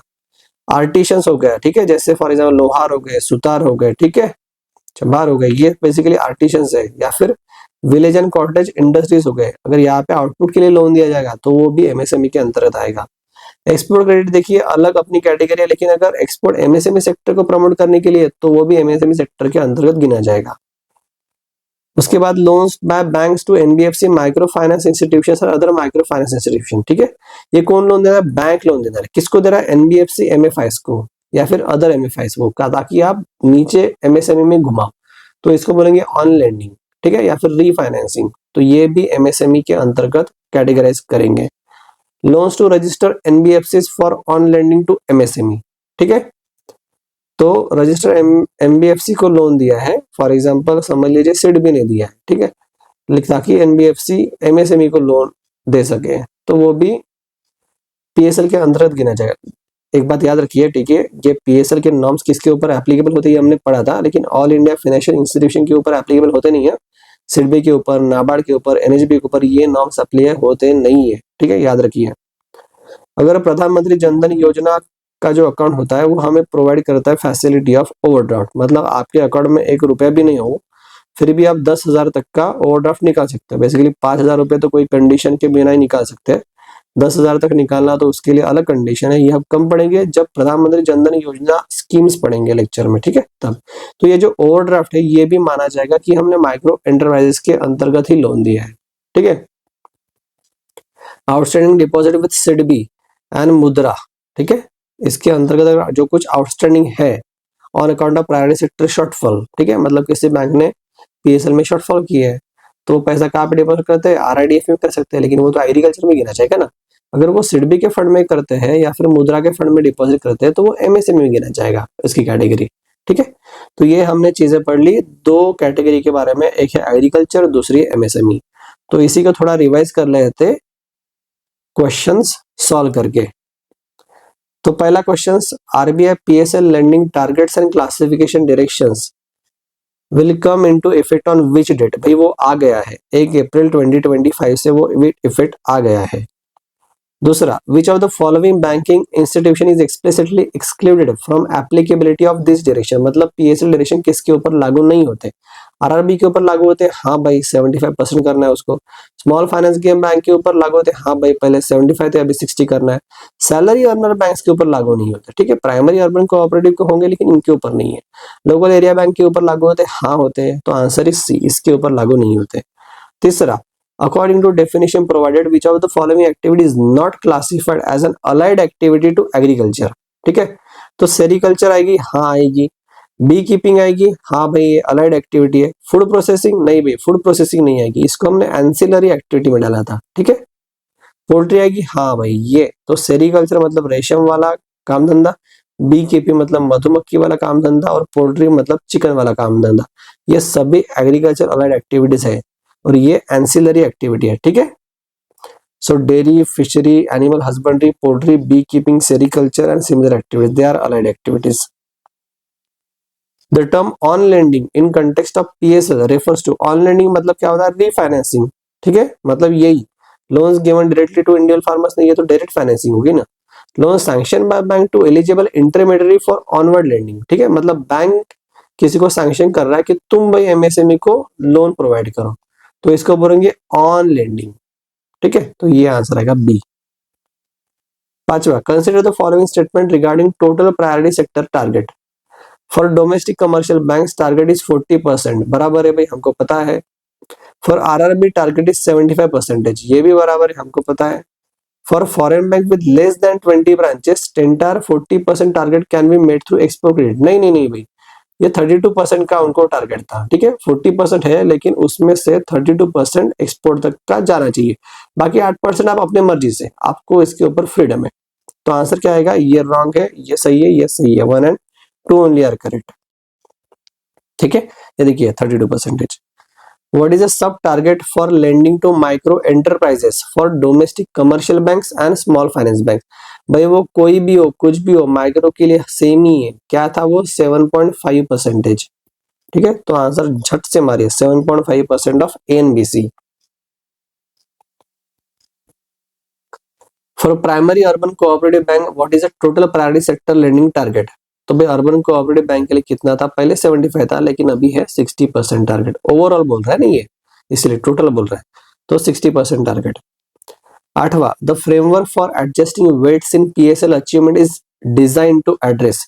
ये जो फ्रेमवर्क किया था, बराबर है ना, कि रीजनल डिस्पैरिटी को एड्रेस करने के लिए किया था, to address regional disparity in the flow of priority sector credit at a district level. मैंने बताया था आपको भी, as per incentive framework for district, what weight is assigned to incremental PSL credit in district with per capita PSL of less than 9,000। मतलब जो जिले में per capita PSL, ठीक है, कितना है, लेस देन 9,000 है, तो उसको हम इंसेंटिव प्रोवाइड करेंगे, क्योंकि भाई तुम जहाँ पे लोन नहीं वहां पे लोन दे रहे हो, तो ये ले तुम्हारा 125% वेटेज मार्क्स, मतलब 1.25 मार्क्स से मल्टीप्लाई करेंगे। सो आंसर है सी, 125%। अगर नहीं कर रहा है तो कितना था उसका पीएसएल पर कैपिटा था 42K के ऊपर, और हमने देखा था अगर ये नहीं कर रहा है तो 90% वेटेज दे दो उसको, कम मार्क्स दो। Which of the following banks are exempted from the adjustment of the weights in the PSL achievement? ठीक है, तो वो हमने देखा था कौन सा है भाई, RRB, urban cooperative bank, LA bank और फॉरेन बैंक्स। ठीक है,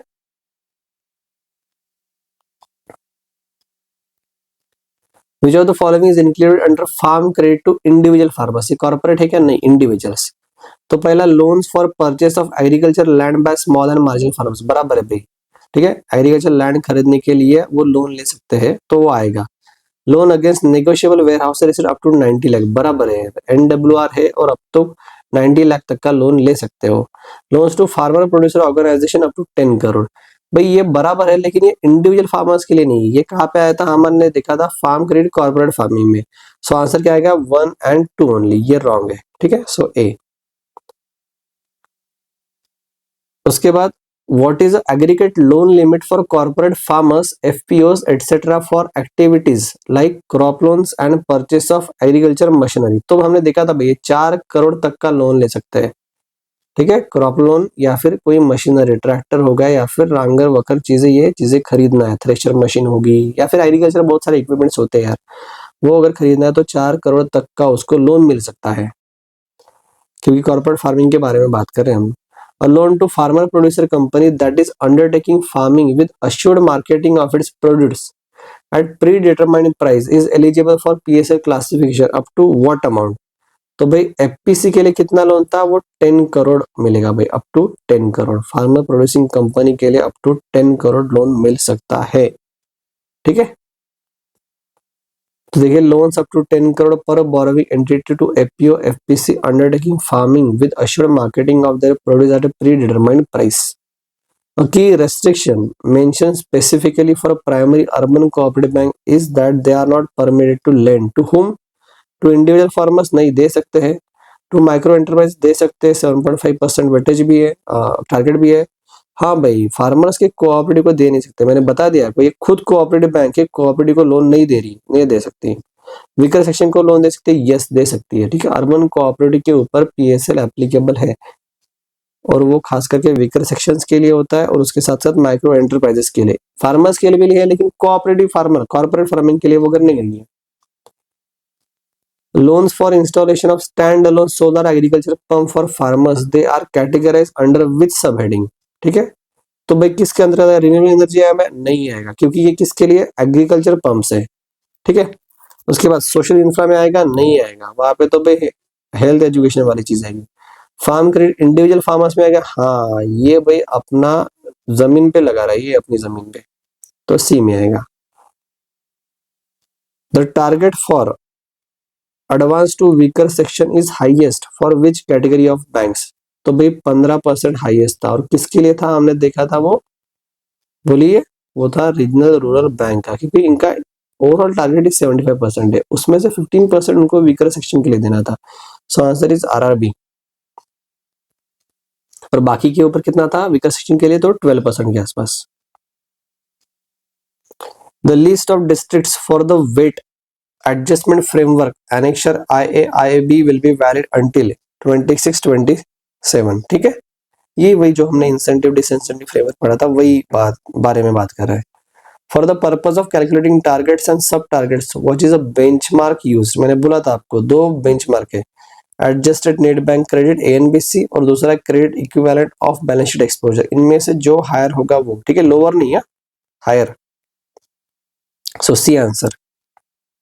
according to definition non corporate farmer मतलब NCF मतलब क्या होता है, individual farmer including small marginal farmer बराबर है, प्रोप्राइटरशिप फॉर्म ऑफ फार्मर्स बराबर है, SHG ऑफ इंडिविजुअल फार्मर्स ये भी बराबर है, तो ऑल 3 आर करेक्ट।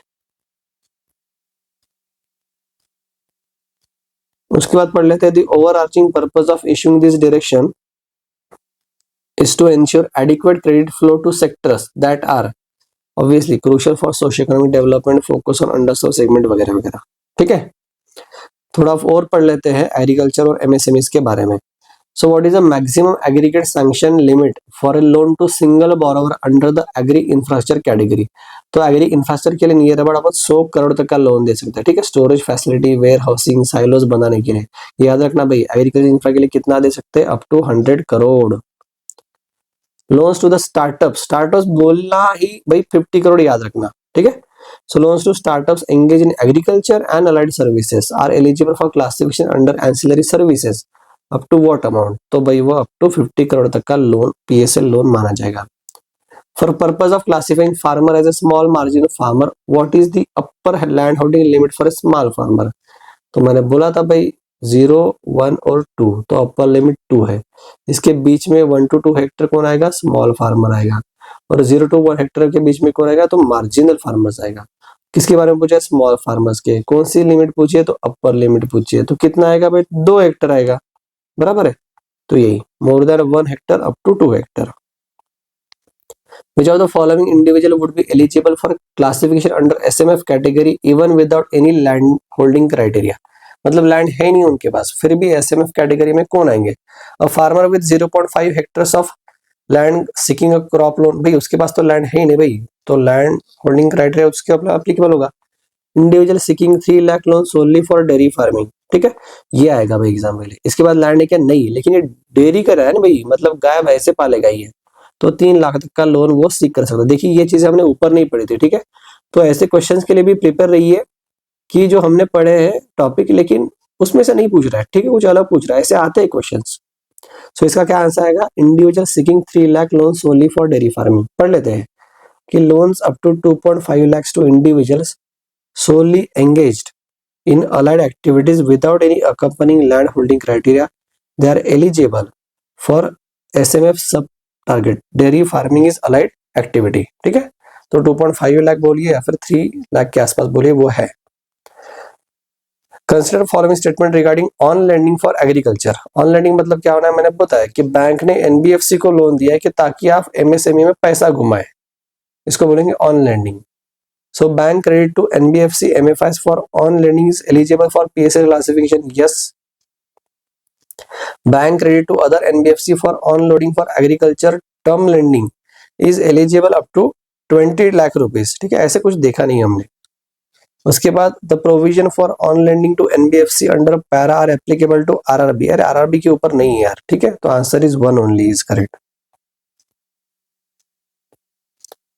यहाँ पे देखिए statement 3 is incorrect because it explicitly state that these provisions they are not applicable to RRB, UCB, small finance and local area banks, ठीक है, on lending वाले।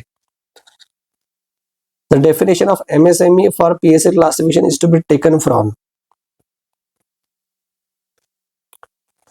Companies Act, नहीं, specific master direction on lending to MSME issue by RBI, बराबर, जिसका investment और turnover वाला criteria हमने देखा था। What is the maximum loan amount to startup? Startup बोले 50 करोड़ मारने का पीएसएल में। That conforms to MSME definition for it to eligible under MSME category of PSL, तो 50 CR। The eligibility of with recourse factoring transaction for PSL classification under MSME is applicable to all banks including RRB UCB. RRB UCB के लिए नहीं है। Not applicable to any bank, ये भी wrong है भाई, अगर है ही नहीं तो फैक्टरिंग का सेंस ही नहीं बनेगा। Applicable only to banks that carry out factoring departmentally, ठीक है, जो फैक्टरिंग कैरी आउट करता है। फैक्टरिंग का मैंने मतलब आपको समझा जाए, बिल डिस्काउंटिंग सिस्टम वाली जो चीज होती है वो, ठीक है, एग्जांपल जो दिया था मैंने।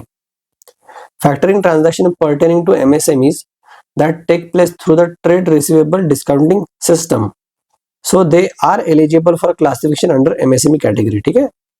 तो फैक्टरिंग ट्रांजैक्शन जो भी होगा वो भी पीएसएल के अंतर्गत ही माना जाएगा, इसीलिए बोल रहा है कि it will be eligible for classification under MSME category, क्योंकि वो भी फाइनेंसिंग ही है। फाइनेंसिंग मतलब लोन देना ही हो गया है। All loans to the units in Khadi village industry sector are categorise under micro enterprises, क्योंकि केवीआईसी बहुत छोटे स्केल के ऊपर होता है, तो ये माइक्रो के लिए आएगा, और माइक्रो मतलब MSME. Overdrafts provided under PMJDY account holders are categorise under PSL, ये भी माइक्रो। मैंने बोला था कि पीएमजेडीवाई के अंदर आप 10,000 तक का ओवरड्राफ्ट निकाल सकते हो, 5,000 तक का निकालने के लिए कोई रेस्ट्रिक्शन है नहीं, लेकिन उसके ऊपर आपका देखा जाता है ट्रैक रिकॉर्ड हो गई, ठीक है, आपने पिछला वाला लोन या फिर पिछला ओवरड्राफ्ट बराबर टाइम पे चुकाया था नहीं था, बेसिकली वो क्रेडिट डिसिप्लिन देखते हैं। तो किसके अंतर्गत आएगा? ये भी माइक्रो एंटरप्राइजेस के अंतर्गत आएगा, ठीक है। Bank loans to which of the following for on lending to MSME sector are not eligible for PSL classification.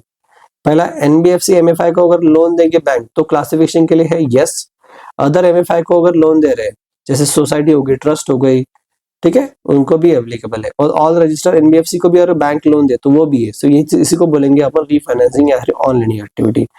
D क्या बोल रहा है? The provision for such on lending are not applicable to RRB, SFB and UCB, ठीक है।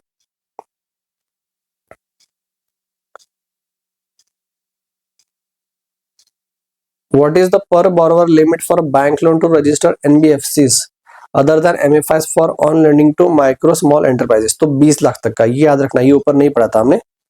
तो per borrower limit for bank loan to register NBFC किसके लिए? For on lending to micro small enterprise is 20 lakh. The second last bullet point specifies that loans to registered NBFCs other than MFIs for on lending to micro and small enterprises up to 20 lakh per borrower. ठीक है, उसके बाद है for farmer producer organization to be eligible for classification under SMF sub target what is a minimum land holding share that must be held by SMF। तो भाई minimum 75% चाहिए या फिर उसके ऊपर। 15 loans for food and agro processing are classified under which PSL category. तो किसके अंदर आएगा भाई, तो एंसिलरी सर्विसेज के अंतर्गत आएगा। ठीक है, फूड और फूड प्रोसेसिंग है भाई। ठीक है, एग्रो प्रोसेसिंग। और यहाँ तक कब तक का लोन दे सकते हैं भाई, 100 करोड़ तक का लोन दे सकते हैं। Which of the following is consider an eligible activity for classification under agriculture ancillary services. तो भाई ये तो crop loan to individual farmers, ये तो फार्म क्रेडिट में आएगा। Loans to for purchase of agriculture land by SMF, ये भी वहां पे आएगा SMF लोन में। और लोन्स टू FPO, ये तो कॉर्पोरेट फार्मिंग में आएगा। और ये बोल रहा है एंसिलरी सर्विसेज में क्या आएगा, तो ये आएगा outstanding deposits with NABARD on account of private sector shortfall. तो कौन सी कैटेगरी एंसिलरी सर्विसेज में आएगा। Provision related with recourse factoring transaction for PSL are not applicable to which of the following banks। तो RRB और अर्बन कोऑपरेटिव बैंक्स के लिए applicable नहीं है।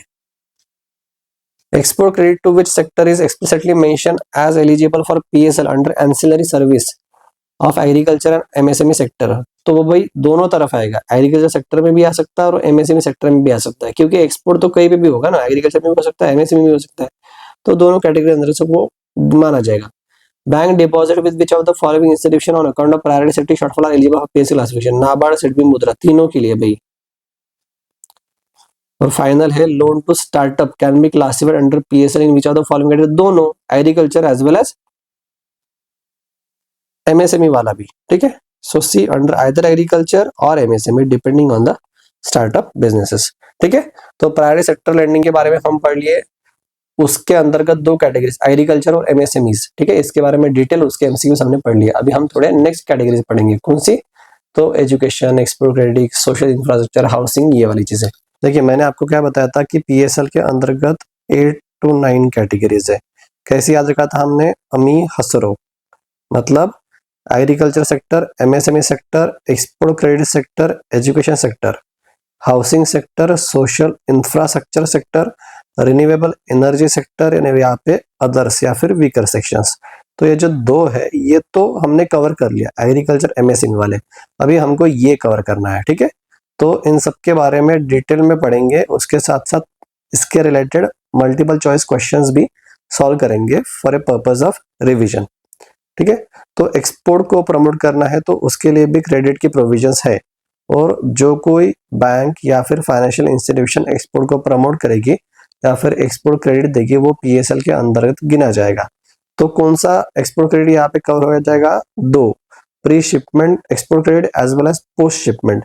मतलब यहाँ से डिस्पैच होने से पहले जो कुछ खर्चा आते उसके लिए भी पैसा, और डिस्पैच होने के बाद जो कुछ खर्चा आते उसके लिए भी लोन मिलेगा। उसके साथ export credit to agriculture as well as MSME, ये भी यहाँ पे कवर हो जाएंगे। ठीक है, याद रखना। तो export credit to agriculture and MSME मतलब फॉर एग्जांपल कोई ऑर्गेनिक प्रोडक्ट हो गया, उसको अगर एक्सपोर्ट करना है हमें, या फिर पोल्ट्री या फिर चिकन या फिर मीट को एक्सपोर्ट करना है। ठीक है, या फिर MSME को प्रमोशन मतलब प्रमोट करने के लिए हम एक्सपोर्ट करते हैं, तो ये सब क्रेडिट PSL के अंतर्गत माना जाएगा। तो ये हो गया हमारा एक्सपोर्ट क्रेडिट। नेक्स्ट कैटेगरी कौन सी है हमारी, एजुकेशन वाली कैटेगरी। एजुकेशन भाई कौन लेता है, बेसिकली हम ही लेते हैं, इंडिविजुअल्स। तो अगर हम बैंक से एजुकेशनल लोन लेते हैं तो वो उसके PSL के अंतर्गत माना जाएगा। लेकिन कितने तक का लोन, मुझे अगर बाहर पढ़ना है तो मुझे तो 1 करोड़ का लोन लगेगा, लेकिन वो कवर नहीं होगा। So loans for educational purpose which also includes vocational courses, जैसे इंजीनियरिंग कर लिया किसी ने मेडिकल कर लिया या फिर कोई भी वोकेशनल वाले कोर्सेज कर लिए, लेकिन not more than 25 lakh amount, तो वो एजुकेशन लोन में माना जाएगा। ठीक है, याद रखिए, नॉट मोर देन 25 लाख मतलब 25 लाख तक का लोन ही एजुकेशन लोन PSL के अंतर्गत कंसिडर किया जाएगा। ठीक है, तो ये हमारी 4 कैटेगरी खत्म हो गई, अमी, एग्रीकल्चर, MSME, एक्सपोर्ट और एजुकेशन। यहाँ पे ज्यादा है नहीं है। इसके बाद हम और 4-5 कैटेगरी पढ़ेंगे, हसरो, housing, social infra, renewable energy, others and weaker section. तो हाउसिंग के बारे में थोड़ा पढ़ लेते हैं कि हाउसिंग में जो लोन जाएगा वो भी पीएसएल में माना जाएगा, लेकिन कब? तो हाउसिंग किसको जरूरत पड़ती है? बेसिकली इंडिविजुअल को। जैसे फॉर एग्जांपल मुझे आपको घर बांधना है, अगर पैसा नहीं है तो लोन लेना पड़ेगा। तो लोन्स किसके लिए? For purchase. मैं डायरेक्टली फ्लैट भी खरीद सकता हूँ या फिर लैंड अगर मेरी है तो मैं उसके ऊपर कंस्ट्रक्शन भी कर सकता हूँ, दोनों चीज के लिए। और फिर dwelling unit per family subject to following limits, ठीक है। ये पर इंडिविजुअल लिमिट नहीं है, पर फैमिली लिमिट है। मेरी फैमिली फॉर एग्जांपल अगर मैं हूँ, मेरी वाइफ, मेरे बच्चे, ये एक फैमिली हो गई, ठीक है। तो ये पर फैमिली लिमिट है। तो ये लिमिट सिटी के वाइज डिफाइन किया, मतलब कौन से सिटी सेंटर में कितनी पॉपुलेशन है उसके अकॉर्डिंग, क्योंकि सिटी के अकॉर्डिंग ही देखिए ना आप, इन्फ्लेशन होते हैं, वहां पे लेबर चार्जेस ज्यादा हो जाएंगे, ठीक है। तो ये कॉस्ट ज्यादा बढ़ेगी, तो इसके हिसाब से लोन लिमिट है। अगर आप ऐसे सिटी या सेंटर में रहते हो जहाँ पे पॉपुलेशन 50 लाख या फिर उसके अबव है, तो आपके लिए लोन लिमिट होगा, हाउसिंग लोन लिमिट 50 लाख का। और मैक्सिमम ड्वेलिंग यूनिट की जो कॉस्ट है वो कितनी होनी चाहिए? 63 लाख की। ड्वेलिंग यूनिट मतलब घर, ठीक है। तो समझ लीजिए कि टोटल फ्लैट या फिर घर की प्रोजेक्ट कॉस्ट या फिर पूरा कॉस्ट कितना होगा? 63 लाख में पड़ेगा। तो बैंक बोलेगा हाँ मैं 63 लाख नहीं दे रहा हूँ, मैं 50 लाख तक का लोन दूंगा। 13 लाख आपको आपसे जेब से भरना पड़ेगा, ठीक है, थ्रू योर ओन कंट्रीब्यूशन या फिर इंटरनल अक्रूवल्स के थ्रू। तो ये 50 लाख का जो लोन है वो पीएसएल के अंतर्गत माना जाएगा। कहाँ पे? Population with more than 50 lakh category में। अगर ऐसी सिटी है जहाँ की पॉपुलेशन 10 से 50 लाख के बीच में रेंज करती है, तो 45 लाख का आपको लोन लिमिट मिलेगा। लेकिन प्रोजेक्ट कॉस्ट कितनी होनी चाहिए घर की? तो 57 लाख। मतलब ये क्या है? घर की कीमत है। घर की कीमत भाई 100% लोन नहीं मिलता, ठीक है। नॉर्मली 90-85% के आसपास बैंक लोन देती है। तो 57 लाख का पूरा घर है, तो बैंक कितना लोन देगी? 45 लाख का। अगर आपकी सिटी की पॉपुलेशन 10 लाख से नीचे है, फॉर एग्जांपल 8 लाख 9 लाख हो गए, तो आपको 35 लाख तक का लोन मिल जाएगा घर बांधने के लिए या फिर उसको परचेस करने के लिए।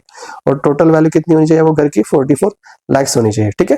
तो याद रखिए क्या है कि centres with more than 50 lakh population, 10 to 50 lakh population और लेस देन 10 लाख पॉपुलेशन। तो यहाँ पे कितना लोन लिमिट बचाएगा? याद रखिए ऐसे 50, 5 कम 45, 10 कम 35 लाख का लिमिट बैठेगा, ठीक है। अब ये देखिए ग्रीन मैंने में आपको मेंशन किया है, यहाँ पे 15 लाख, यहाँ पे 12 लाख, यहाँ पे 10 लाख। तो यहाँ पे रिपेयर्स के लिए भी चीजें मिलती है, ठीक है, इसके लिए भी लोन मिलता है, ठीक है, रिपेयर टू डैमेज यूनिट्स।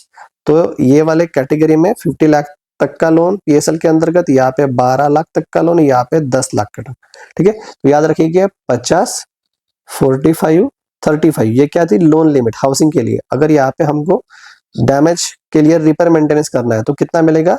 यहाँ पे 15 लाख थे, यहाँ पे फिर 12 लाख और यहाँ पे 10 लाख तक का लोन मिलेगा, ठीक है। तो ये सभी लोन प्रायोरिटी सेक्टर लेंडिंग का हिस्सा होगी।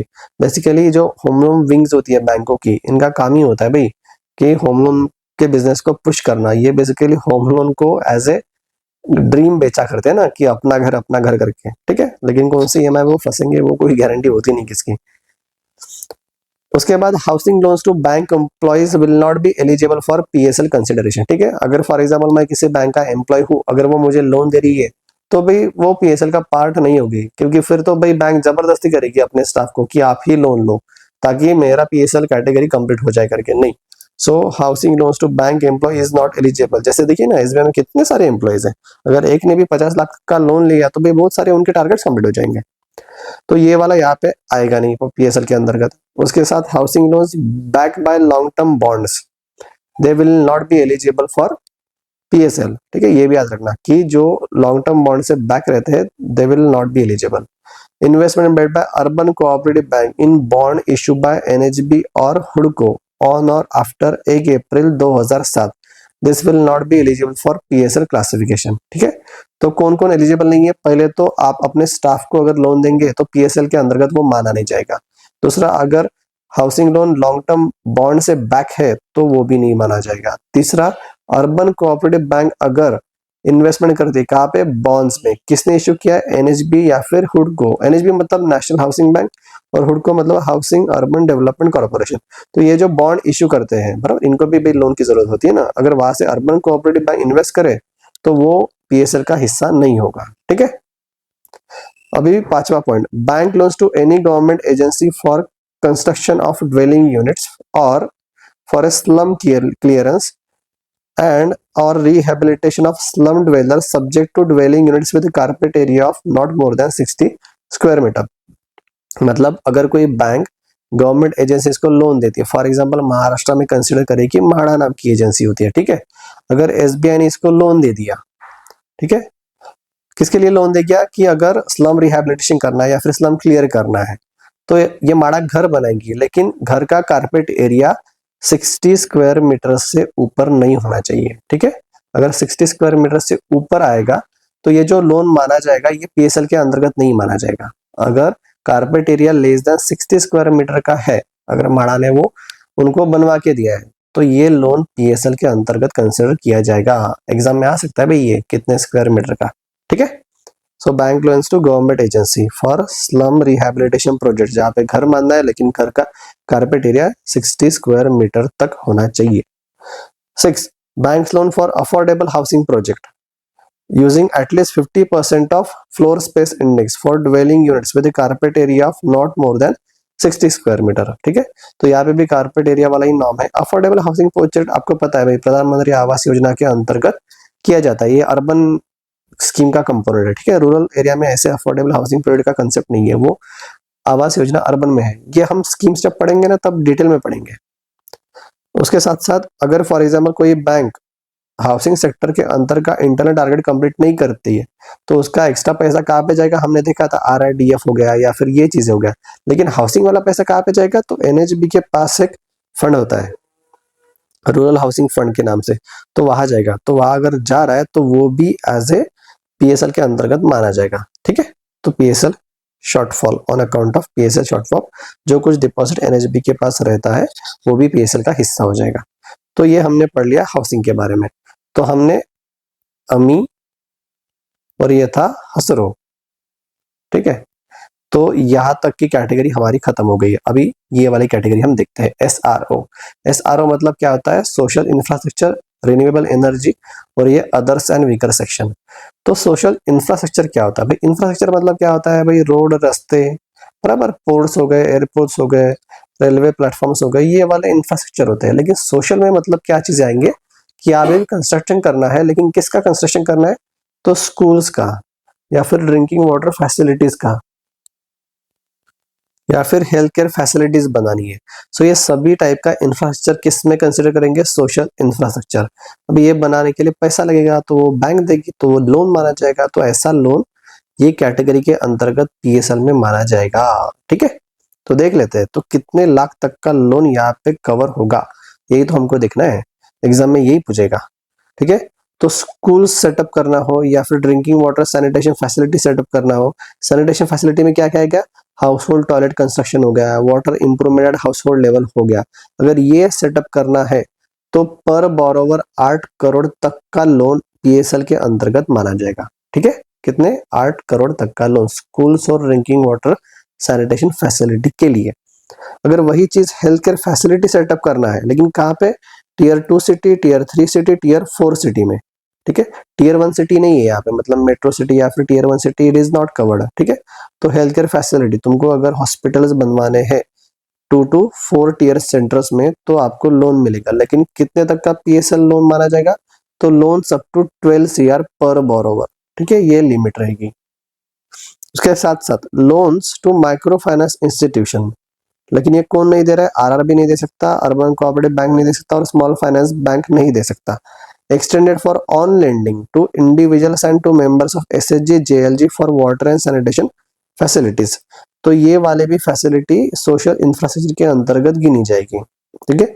ऑन लैंडिंग, ये ऑन लैंडिंग के काम कौन नहीं कर सकते, आरआरबी, यूसीबी और स्मॉल फाइनेंस बैंक नहीं कर सकते, बाकी कमर्शियल बैंक कर सकते हैं।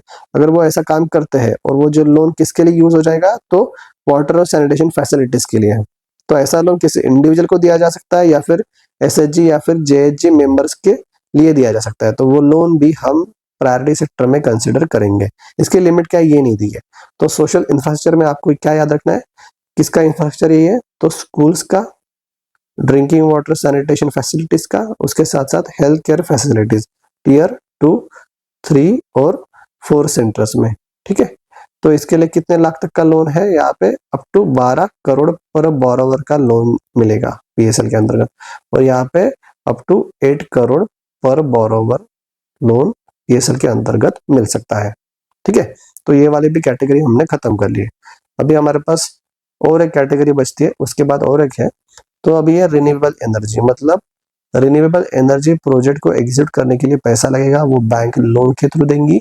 तो कितने अमाउंट तक का लोन पीएसएल के अंतर्गत कवर हो जाएगा ये देखते हैं। तो यहाँ पे bank loan limit of 35 crore ये पीएसएल के अंतर्गत माना जाएगा अगर वो रिन्यूएबल एनर्जी पावर जनरेटर्स बनाने के लिए यूज हो रहा है तो। ठीक है, जैसे हाइड्रो पावर प्रोजेक्ट्स हो गए, solar stand alone rooftop system हो गए, या फिर विंड पावर प्रोजेक्ट्स हो गए बराबर कोस्टल एरिया में। अगर वो किसी को सेटअप करना है तो कितने लाख तक का लोन, कितने करोड़ तक का लोन, 35 करोड़ तक का लोन। इसके साथ आरई बेस्ड पब्लिक यूटिलिटी जैसे कि स्ट्रीट लाइटिंग सिस्टम, ठीक है, अगर सोलर लैंप लगाने हैं हर रास्ते पे तो उसके लिए भी पैसा लगेगा, तो 35 करोड़ तक का लोन पीएसएल के अंतर्गत। विलेज इलेक्ट्रिफिकेशन की, गांव में अगर बिजली पुरानी है बराबर, तो वो लोन भी यहाँ पे माना जाएगा। तो ये बेसिकली बड़ा प्रोजेक्ट के लिए लोन हो गया। ठीक है, कॉर्पोरेट के लिए। फॉर इंडिविजुअल हाउस होल्ड, जैसे मुझे अपने घर पे अगर सोलर रूफटॉप लगाना है तो 10 लाख तक का लोन मैं ले सकता हूँ। 10 लाख तक का लोन वो पीएसएल का कोटा करने के लिए बैंक को हेल्प करेगा आरई के अंतर्गत। ठीक है, तो आरई के अंतर्गत कौन सी कैटेगरी है? 35 करोड़ वाली है, और हमारे लिए इंडिविजुअल्स के लिए 10 लाख वाली फैसिलिटीज है। अभी हम देखेंगे O category, that is others. तो following loans up to prescribe limit they are eligible for priority sector classification. तो पहला loan provided directly by bank to individual and individual member of SHG JLG. ठीक है, ये cover हो जाएगा। दूसरा, loan not exceeding 2 lakh provided by bank to who?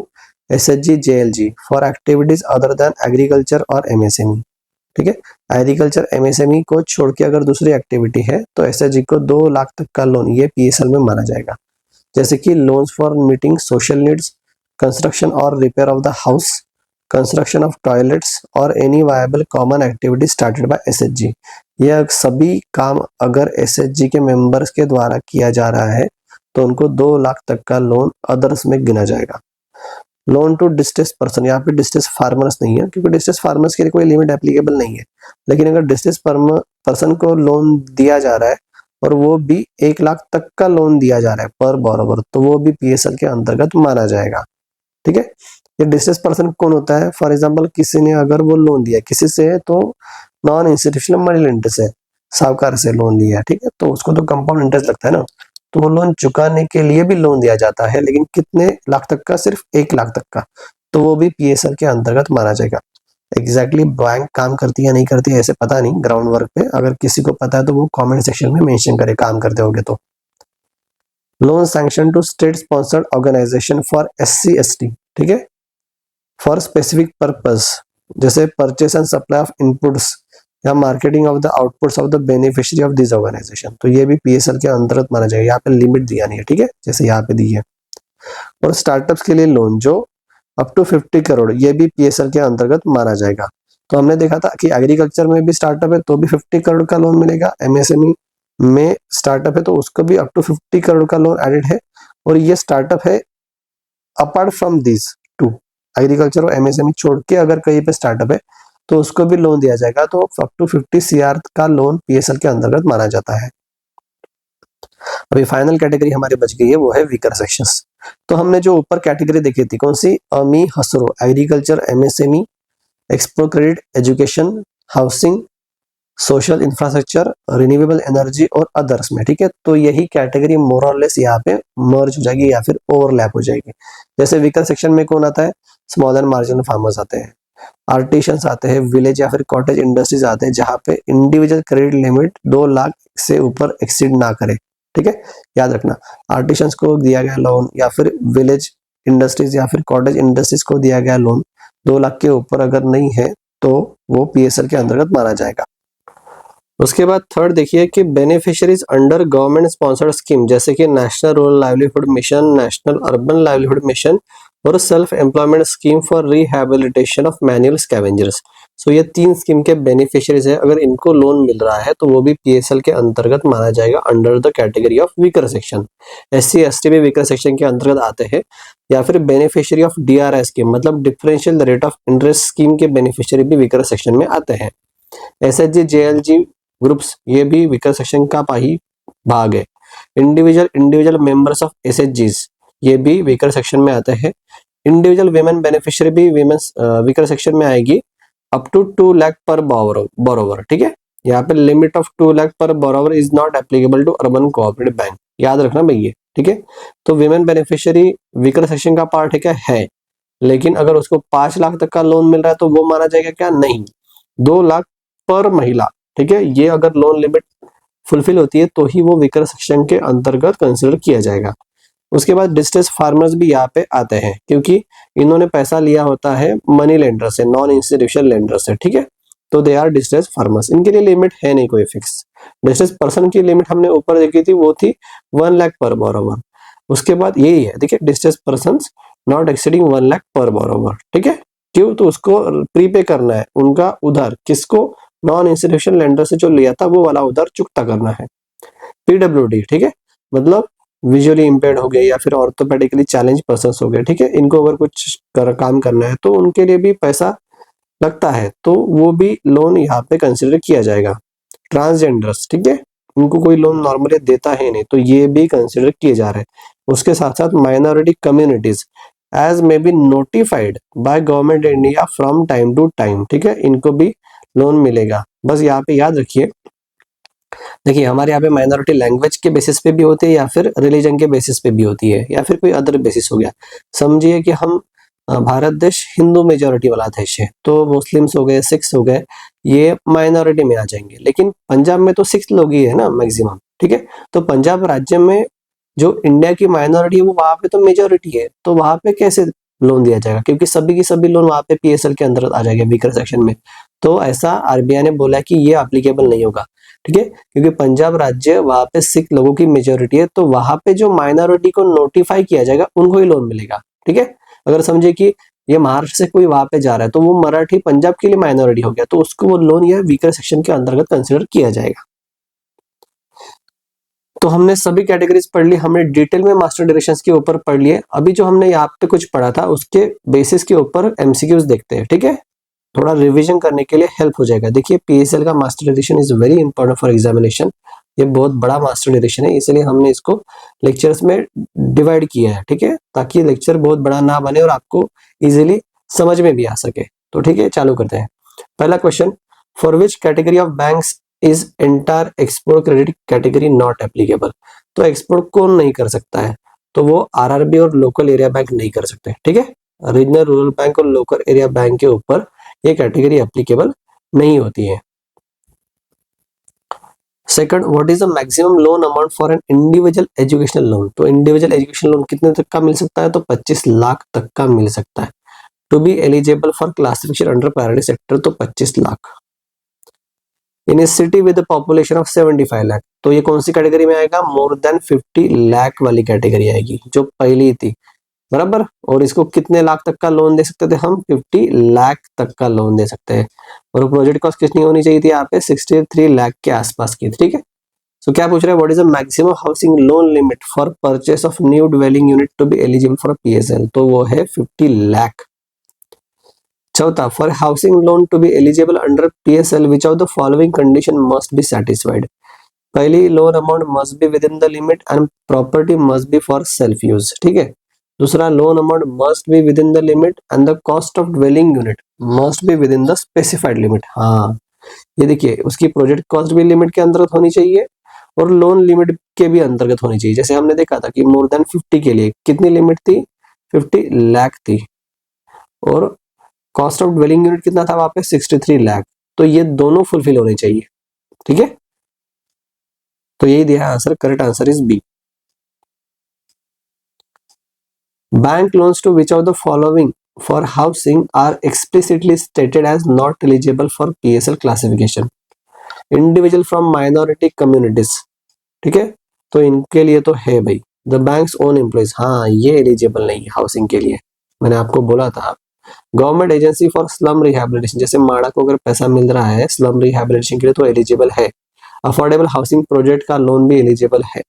ये bank employ को जो लोन दिया जाता है बेसिकली को सस्ते रेट में दिया जाता है, ठीक है, 5-5.5% के रेट पे। 6. What is the maximum loan limit per borrower for setting up school under social infra category? तो स्कूल सेटअप करना है, इसके लिए मैक्सिमम 8 करोड़ तक का लोन पीएसएल के अंतर्गत माना जाएगा, ठीक है, answer is B.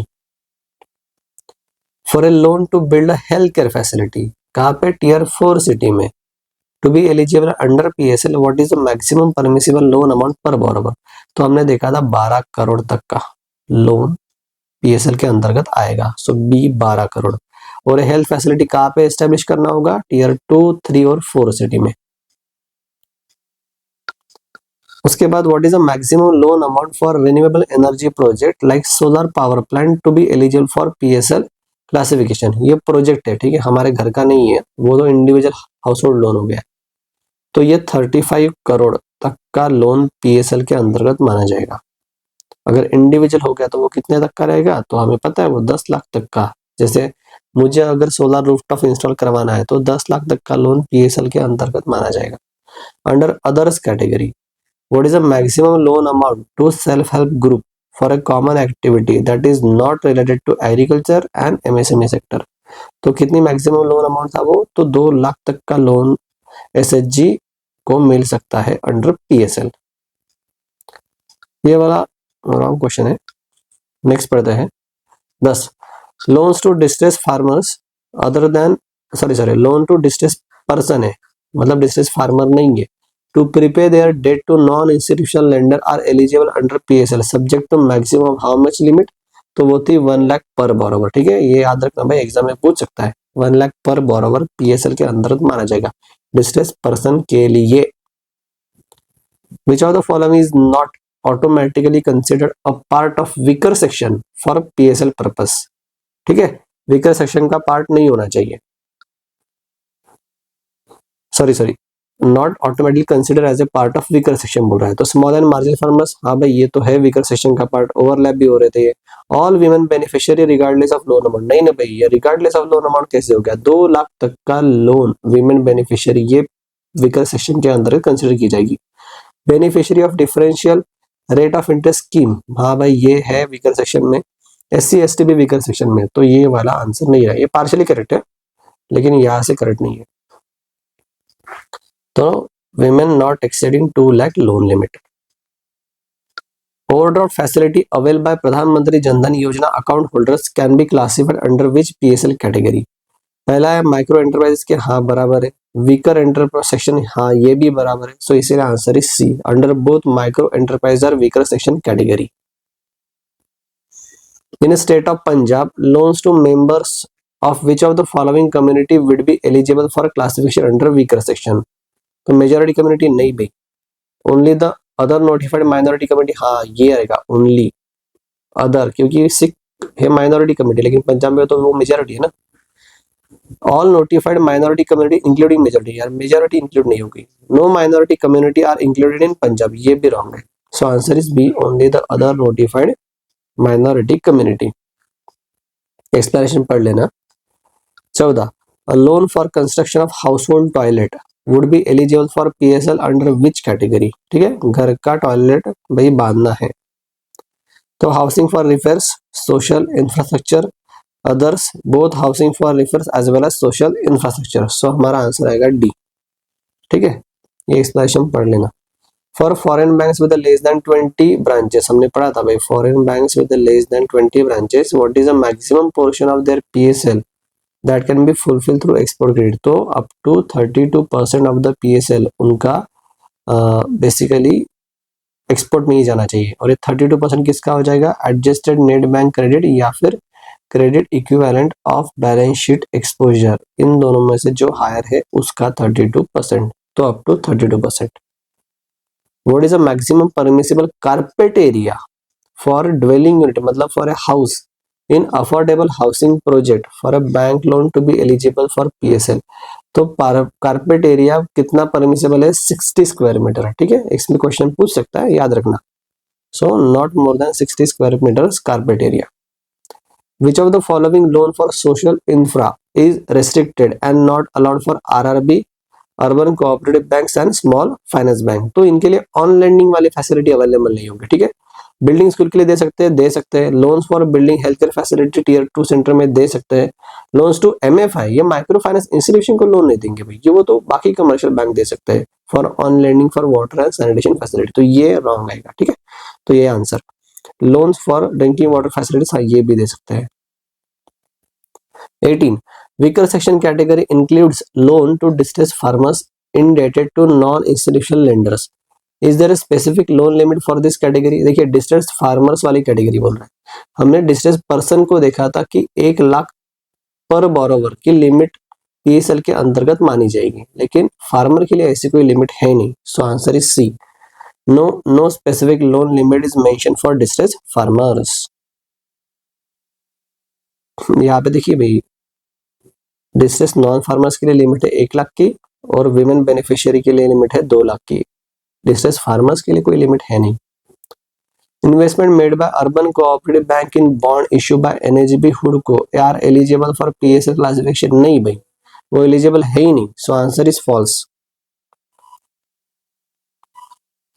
A loan of rupees 9 lakh to individual for installing solar rooftop system for their residence would be eligible for PSL under which category? देखिए सोलर रूफटॉप करना है तो सोलर रूफटॉप मतलब रिन्यूएबल एनर्जी दिमाग में आनी चाहिए, ठीक है। So answer is C.